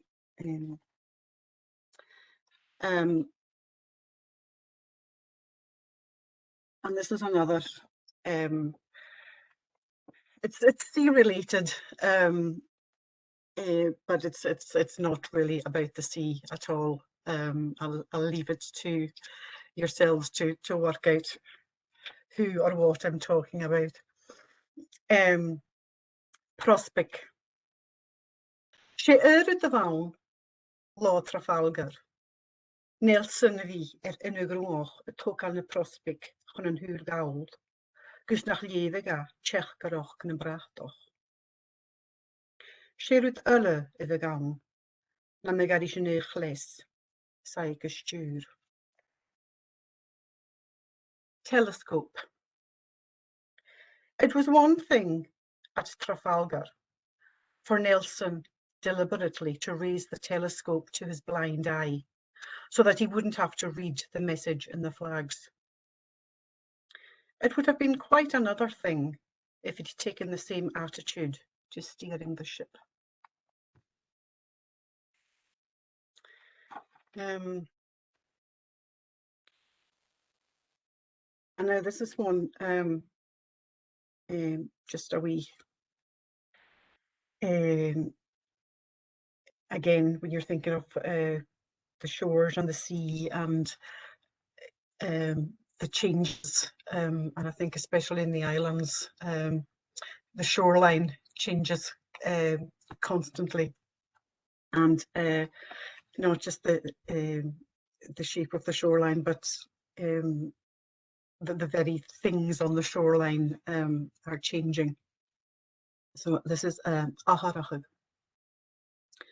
Swalen y chin gutrai, sy brisig sgian gan afich.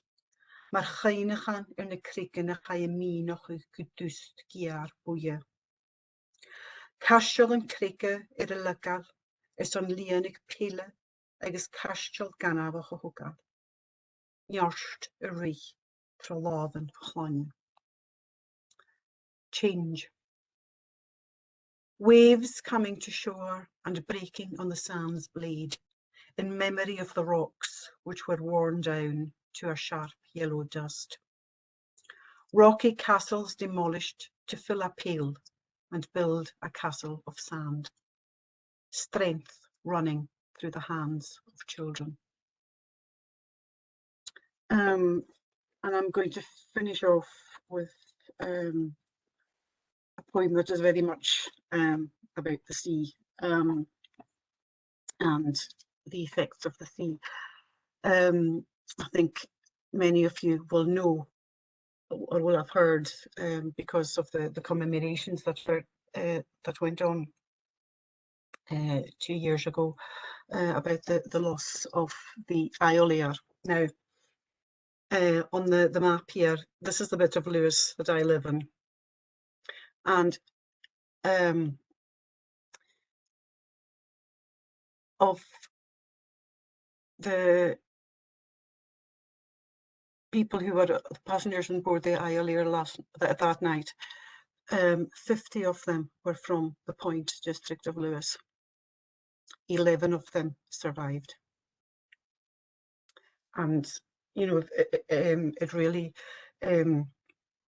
it's something that's still, the effect is still felt, I would say, down to the present day. For those of you who don't know, this is Her Majesty's yacht, the Ioliar. It had gone under another name before that, the Almathea. But on the last day of 1918 in Clyde Reflections, there were hundreds of servicemen trying to get home to the islands in time for New Year. They were on leave. They hadn't actually been demobbed. They were going home on leave. And the regular boat, the regular steamer, the Sheila, wasn't big enough to take them all. So the Ioliar was sent from Stornoway to go and take as many as she could. The way they were divided up, it was mostly that it was members of the RNR, the Royal Naval Reserve, who were on board the Ioliar, and as many people have observed over the years, most of them were crofter fishermen who would have been able to sail at home in the dark, blindfold. It was a skeleton crew on board, and some reports say that they had actually never sailed that course in the dark before. And there were 270 men on board between the passengers and crew. And if I go back to the previous slide, this is the town of Stornoway. This is where the Ioliar hit the rocks. They were within sight of home, and if you see in this picture, these are the rocks that the Ioliar struck. It is absolutely heartbreakingly close to land, but it was a stormy night. It was pitch black, and 201 men died, having survived the Great War. They died on the shores of their home island. And that's where this poem comes from. This is my granny. This is Mary Ian Vergeholm, Mary MacLeod. And even that patronymic, after her father was lost on the Isle Lear, she became known as Mariga Katrina, Catherine's wee Mary, rather than her patronymic, which is Mary, daughter of John, son of Murdo, son of Malcolm. And she was 10 when it happened. She was the eldest of 5 children. And we knew that her father had been lost on the Isle Lear, but there was actually an interview that she did with BBC Radio Ningale, where she told the whole story, as it were. And a lot of things fell into place listening to her talk about it. So this is the poem I wrote about her and for her. Mary Ian Vergeholm. A mín am hei géisioach graidd, agus am a chrí tic sin borach na mo chlóisnoch, sma húlan a tortisteach borach na mo chlóasan. Ar gw sef, ar cain te géri sa túchte mar hawn ei uer a chwan, sa ras sa ríiste brisich cric fyrwch caine, sa sála tin gabar or na glas chwan ar súlen. Vair a roop in uer a brisha. Agus brisar cria cwtioch le cawl a roop a cholama, o greim grai o lagu at sa fasi strip suas nar lenu. Agus I gys teich bliorna, harwa gwach caine a chrig a vicar cymar cornered. Sgach doch is a van ar súlen a vahig troneichot. Strogach blonúr a lein. Charich at a chrig agus gagshan tol. Chruaich a salar behe agus chaimam hi an uur. Agus gydich an ar súlen chogorst a variad. Agus a pian a calich chogiari pian in ien. Agus haar cria brisig as uur. A cainoch ar haher. Or va aher akam. I sit listening to you, and my heart understands more than my hearing, and my eyes absorb more than my ears. Your soft voice, your speech rising and falling like waves on the cold surface of the sea, and now and again breaking on the sharp rock of memory, and the brine rises up in the grey seas of your eyes. He was on the rope when it broke. And your heart also broke with the loss of the sturdy rope, which you had clung to lovingly while you were growing up as a child. And at 10 years of age, you had only a memory of the rock that used to keep you straight, and every hope that was in your eyes was drowned on that night and through each new year that followed. They buried the rock, and that left a hole. The salt hardened your life and kept the pain fresh, and it stayed in your eyes as stinging as it ever was. And the old woman's pain is as keen as the girl's, and your heart breaks anew, remembering your father, because I had a father. And I should probably say as well that the reference to the rope there is that there was one man, John Finlay MacLeod, who swam ashore with a heaving line, and then a hawser was pulled to the shore, and the majority of those who survived did so because of that one man, because they managed to clamber down the rope to safety. And there was one man as well who clung to the mast all night. He was the only one of the 280 men on board who actually came ashore on the number 1 pier in Stornoway, which is where the Isle Lear was supposed to dock. He was rescued the following morning.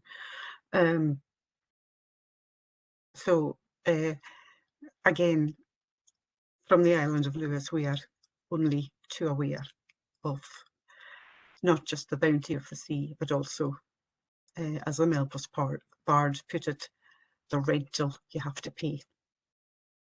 Thank you. Thank you so much, Anne. That was deeply, deeply moving. I'm sure powerful. The comments in the chat box. What an afternoon. I think that at this point, Jo is going to enable people who would like to ask some questions. Some people may prefer not to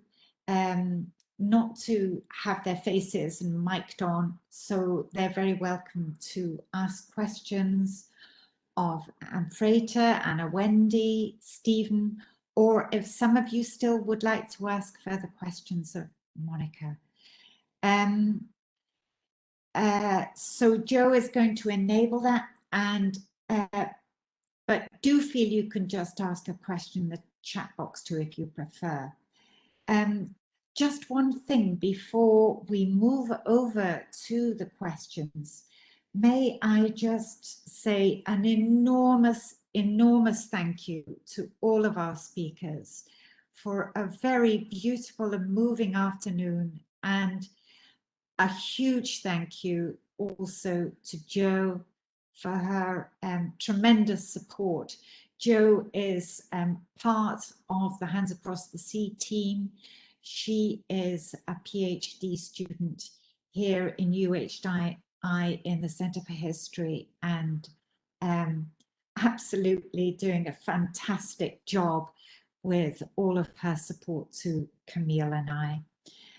There's just two more things I'd like to say, and that is that Hands Across the Sea is going to be spreading far and wide a call for papers for our March conference, which is to be called Film Poetry, Hybridity and Cultural Resilience. It's to take place on the island of Lewis, and the dates are the 24th and the 25th of March. So people will be arriving onto the island on the 23rd. And we're all hoping, of course, COVID permitting, that we will finally get to be face to face.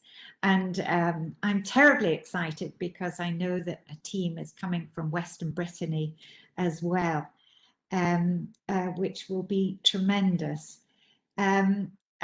As well as the call for papers going out, we are also launching a film poem competition, and we'll be circulating the brief for that competition. There is a budget, it's a fairly modest budget, but a budget for the person who is successful with the competition to make a short film poem, and they will also have the opportunity to screen their film at the March conference, and that will be the first screening, the premiere. And so, yes, lots of exciting things to come. And again, another workshop on the 2nd of December, unfortunately, and online. We all know that we all prefer face-to-face, but today has proved that online can be a great success as well. I'm now going to hand over to our participants to ask our presenters some questions or to share some observations.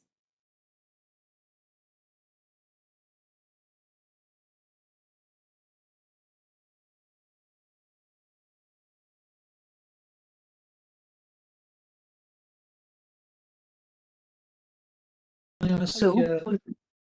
Hello. Hello. Hi, Stevie.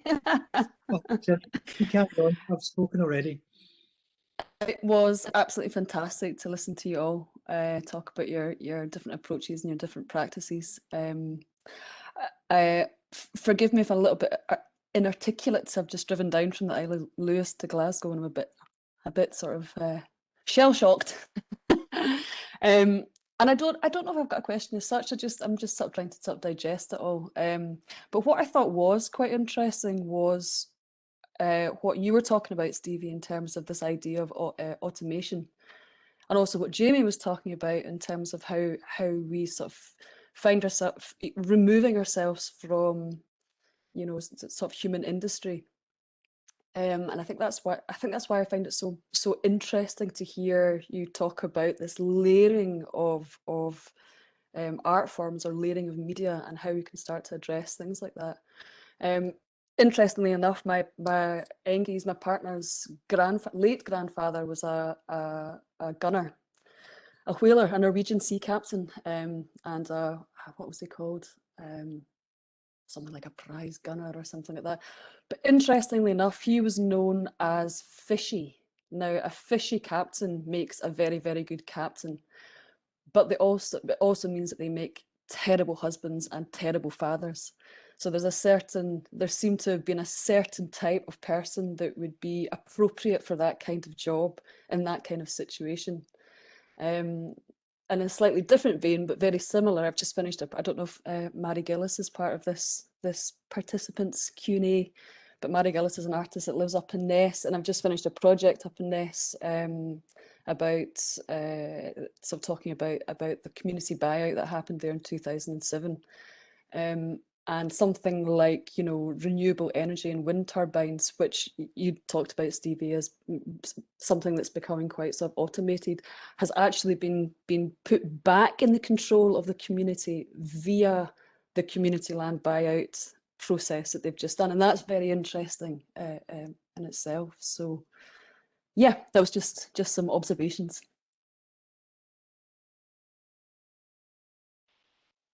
Maybe you should tell them about your project that you've been working on to do with place names as well, Jenny. We collaborated a bit on as well. Yes, so very similar actually to the project that Stevie did in bàrr, which I think is really nice. I love when these projects can span time and start to have conversations with each other. So when I started this project in the Gdańsk estate, I mean, one of the questions when I went for the interview for this commission was, you know, how I would approach Gaelic when I was trying to sort of put together archive or interviews about this buyout process. And I kind of fluffed the question because I'm not a native Gaelic speaker at all. But it became very obvious very quickly that the language was so central to the collective characters and personalities of people that live within the Gdańsk estate. And I still don't speak Gaelic, but I understand that the language itself contains more than just description of a place. It contains, you know, you've talked about that in Mapping the Sea, Stevie, and it's really interesting how that kind of a Gaelic language in particular actually contains a history, it contains people, it contains stories, it contains culture, it does contain descriptions, and you know, it's a living archive of people, and a very specific people and place. So there, and we used very similar to the bàrr project. We used a reciting of Gaelic place names around the Gdańsk estate as a way of navigating around the stories or the conversations that we were having about the very recent sort of political events in the area. And I was very lucky to work or have a conversation with Stevie about this as well, and managed to well, Stevie contributed some of the seismic work that he had started in 2012, 2014.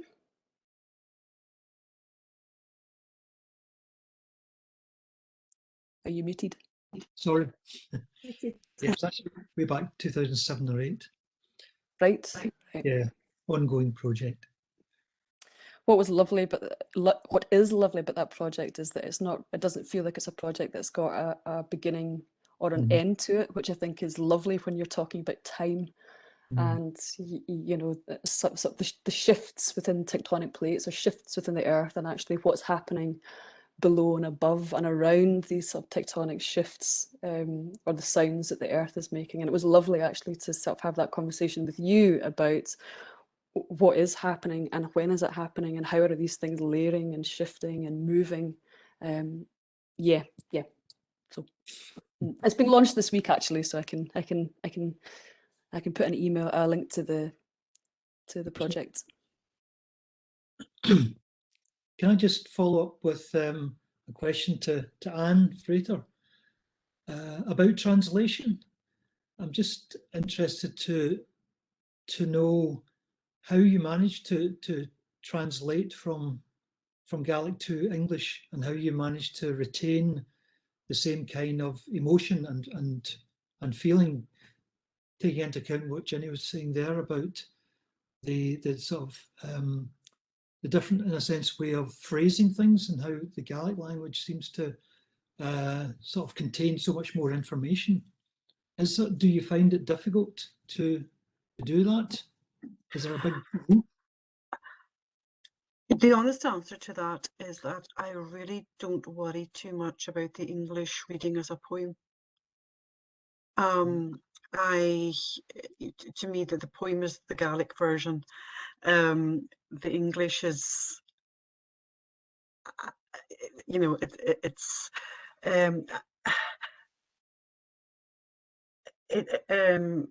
and it is sometimes, there are words that are very specific. There are phrases that are very specific, and they just, it's like translating from any language. If you do a literal translation, it sounds ridiculous. And also, what I've done, sometimes I'm getting a bit more, I don't know if the word is bold or bullshit, but there are some poems I'm just not translating, because I would rather it just stand as it is in Gaelic, in a Gaelic version that works, than tie myself in knots trying to put it into an English translation that doesn't.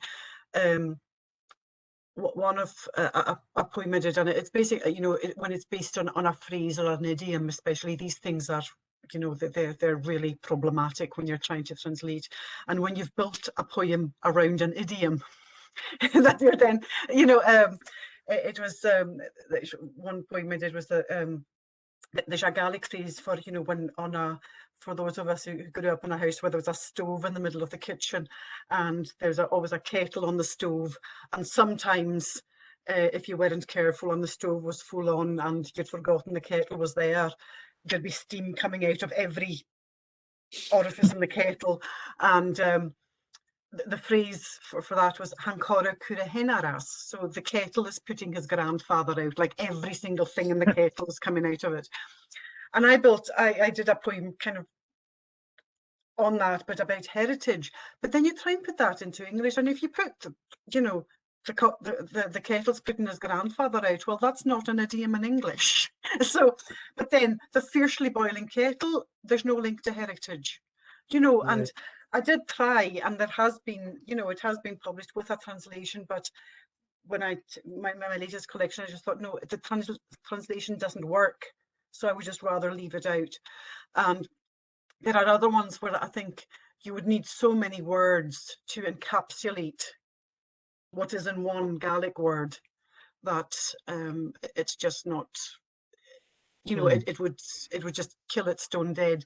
So I don't do it as a rule. I don't do it very often, I have to say, but there are times when I have said, this just can't be translated in any kind of form I would be happy with. But yeah, it is sometimes, like that, because there's all that, it's not just words, it's the cultural implications of the words, and words and meaning aren't always the same. So yeah, it's sometimes problematic, but I don't know, you know, it's like I said, sometimes it's just it's better to just leave it as it is. Mm-hmm. I think it's quite interesting as well, seeing, I know very well the fishing village of Tarbert Loch Fyne. My husband is a Tarbert man, and I know also exactly what you were talking about the sea being in your psyche, because anytime we have moved briefly to be in a place that is not by the sea, it's just impossible. We have to just get back to the sea. To it. But I find it very interesting, that kind of transition from Gaelic to, especially in these fishing communities such as Tarbert Loch Fyne, the transition to the dialect of Tarbert that uses so many words that clearly are derived from Gaelic, and it seems very much a kind of living language that's quite exciting, and in fact there's a wonderful poet and historian from Campbelltown who's written 2 books on Tarbert Gaelic and South Kintyre Gaelic. His name's Angus Martin, but so a lot of these words have been captured, words like splederoch and brine and scouder. And they're words that are very particular to Tarbert and to the fishermen and the fishing community. And so many of them seem to have these clear roots in Gaelic, but shifting over, not like being anglicized, like you see sometimes like English spellings with the V in it on Lewis and so forth, but into a dialect. Some beautiful words. It is interesting how words just, and some people, you know, they don't even realize that it's not an English word. You know, that you'll find people, you know, in the big posh town of Stornoway, who will claim that, you know, oh no, I don't speak any Gaelic at all, and then in the next sentence they're talking about the Botoch down the road or the Cailloch down the road, and you know, and the thing is, they would never think of saying the old man or the old woman. You know, and it's just, and I suppose with the fisher folk as well, it's the words that they had for doing things, and maybe they didn't even, you know, even though the words surrounding it were in English, they didn't have an English word for the specific thing, so they just kept the Gaelic one. You know, it does make sense. Absolutely. I'm wondering, I saw in the chat box that Alan Riech maybe had would like to join the conversation. Hi, hello, can you hear me all right? You can hear me okay? Well, let me just first to say thanks so much. That was a great afternoon, and it began brilliantly, and it got better all the way through. I thought, I mean, Anne, I don't think we've met before, Anne, but I thought the poems were fantastic. Thanks so much for that. And thank you. The conversation there is just fascinating to me about the translation. I mean, sometimes it seems to me that the languages are almost literally landscapes. That if you're talking in the way that you're talking in the forest of a particular territory, you're not going to be talking in the same way or even referring to the same things. I think Anne's indication of that word, of the sense of an idiom, is absolutely right. I mean, totally pertinent and accurate. But having said that, you know, my innate tendency to test the law is like, you know, that outlaw status all poetry demands. It's like, well, what happens if you do try it? And I know there are some examples of people who have tried it, and often it doesn't work, but the experiment is worth making. And I think, you know, even the last poem that you read, Anne, about the island, I mean, that you could tell that the English language was inadequate for what was in the poem, but you could also tell that it was a really terrific poem, and that kind of difficulty of, you know, comprehensively backing it up by saying, "Though I can prove to you how great a poem it is by virtue of looking at the language." I can't do that, you know, in that way. Many people can't, but you can still have that sense of it. And I think, you know, if there's one thing that attaches to all of the papers and all of the, you know, they were all, I mean, Anna's, the music and the mapping and the filming, and back to Monika's reading of Kathleen and Jamie, is that kind of willingness to take the risk between being tentative and sensitive to the facts of the thing, but also determined to go into it and bring out what richness you can, trying to talk about these things. I mean, I don't really have a question. I'm just so happy to have been witnessing all of this and trying to take it in. So again, thanks. I shall continue to let these things sink into my oceanic bits and let them be there for a while longer.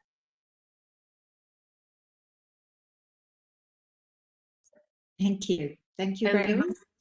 Hello, Gus, joining us. Yes. Hi, I'm Katrina Mcdonald here. I'm a musician, and I probably sit in this really strange land that I'm a Shiplander to a Gaelic Stornoway father. So I have this very, I don't think there's too many of us around, it has to be said.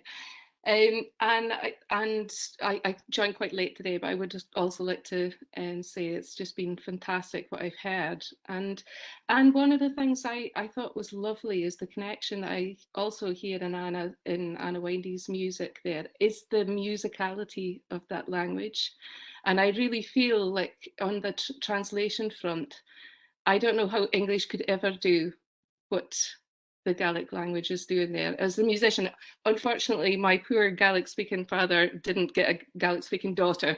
So I'm listening to it with the ear of a musician, and just the rhythm that goes on in that language, even if you don't understand what the words themselves say, it's so rich and so complex that I couldn't imagine how you could do that.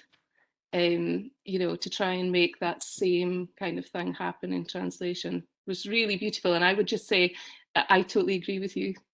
English translation not needed. I think just to sit back and just hear your skill with that language is fantastic.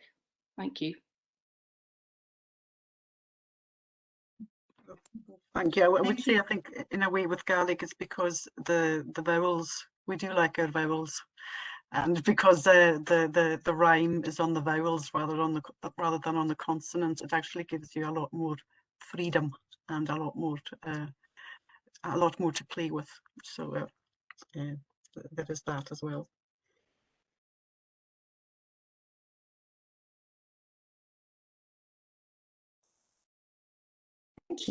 Thank you so much. May I ask if there is anyone else who would like to join the conversation, or if Camille wants to comment on the languages issue, being a Breton speaker?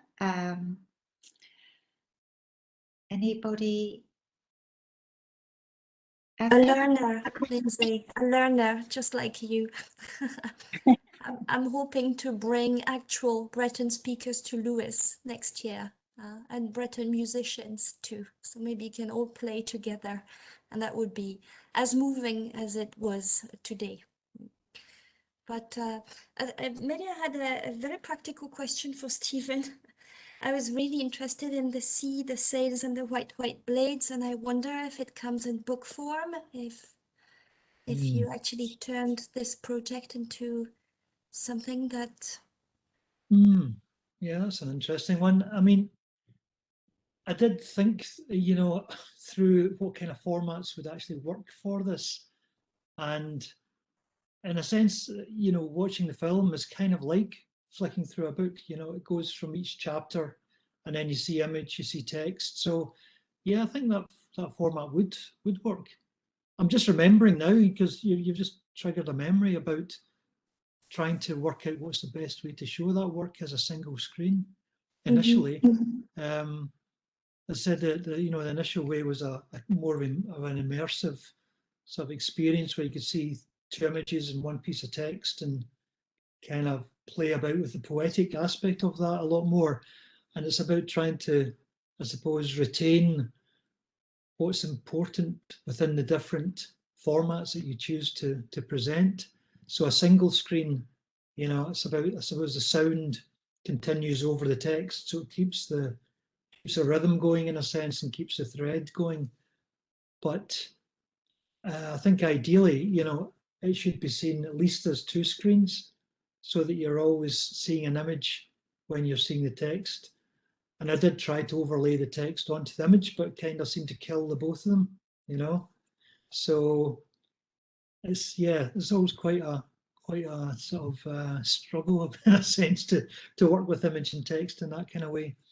And maybe I'll go back and have another go. But I think the idea of the books may be quite a good way, but I need to think about how do you, in a sense, sort of include those bits that you miss. So the soundtrack is obviously an important part of it, and the kind of pace. So I would have to be thinking, how do I, what does a book give that you can't get from a film in a sense, and then to work with that format. So maybe it's in the texture, maybe actually been in the texture of the pages and the warmth of that you don't get from a film in a sense. It's kind of quite a distant thing in that sense, and especially a video projection. So yeah, I think you could bring that warmth into the work through introducing paper and things that are quite tactile. Yeah. So yeah, maybe I'll revisit that and do that. Thanks for reminding me. No, not at all. I think that's food for thought, because we're going to be interested in transmedialization, you know, and we might be interested in de-transmedialization too at some point, you know. How do you mediate transmedialization? I definitely need more encounter anyway. Yeah.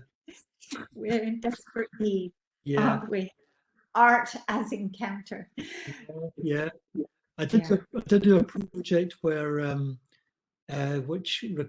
where I made videos and encapsulated them in a kind of flotation kind of tank thing, and then threw them in the sea, and that was another form of sort of distribution. So only to 3 people, right enough, and actually 3 people did find them. So they were actually thrown off the coast of Uist, of North Uist, and by one of the fishermen that went out to sea, and they all got washed back onto different parts of the island. And a message within the video asked people to contact me and tell me where they found it. So it's quite like a contemporary kind of message in a bottle. So I think there are different ways you can remedialize it, whatever.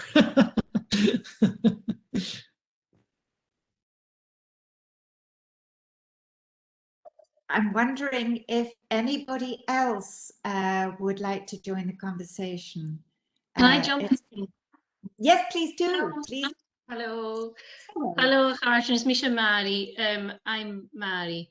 I had to take a minute before I could jump on Vanna Jor Shili, Anna. I was saying I was weeping at I always cry at that your earlier poem. It was just beautiful and it moves me. So well done. But I wanted to say to Stephen how much I enjoyed seeing a kind of visual population of the sea. I'm a visual artist, and I was aware when I was reading Robert Macfarlane's book, what's it called? Old Pathways? Old Ways. Anyway, he talks of when he's talking about Lewis.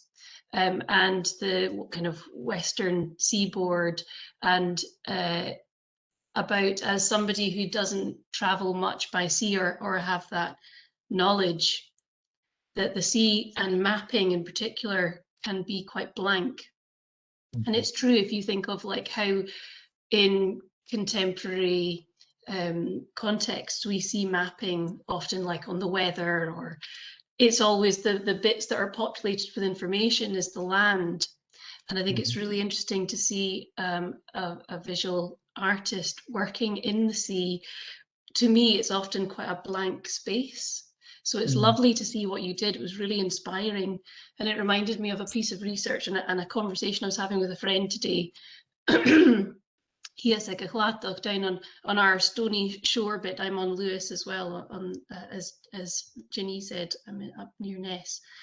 And it was around ear cutting, and it was around the kind of material culture and how that was passed, and how they are able to document ear cutting in sheep in Lewis, and the same marks used in the same way in Shetland and by the Sami in reindeer in northern Norway. And it was just really interesting to think of how I think previously some people might think of Lewis being Ekinor on the edge, and actually the sea, when that was the kind of means for transport, we were like in the thick of it.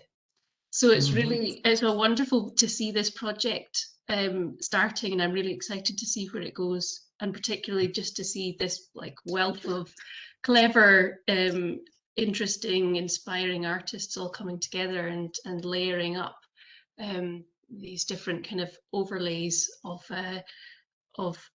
art forms and disciplines together. So well done, Chinuheen.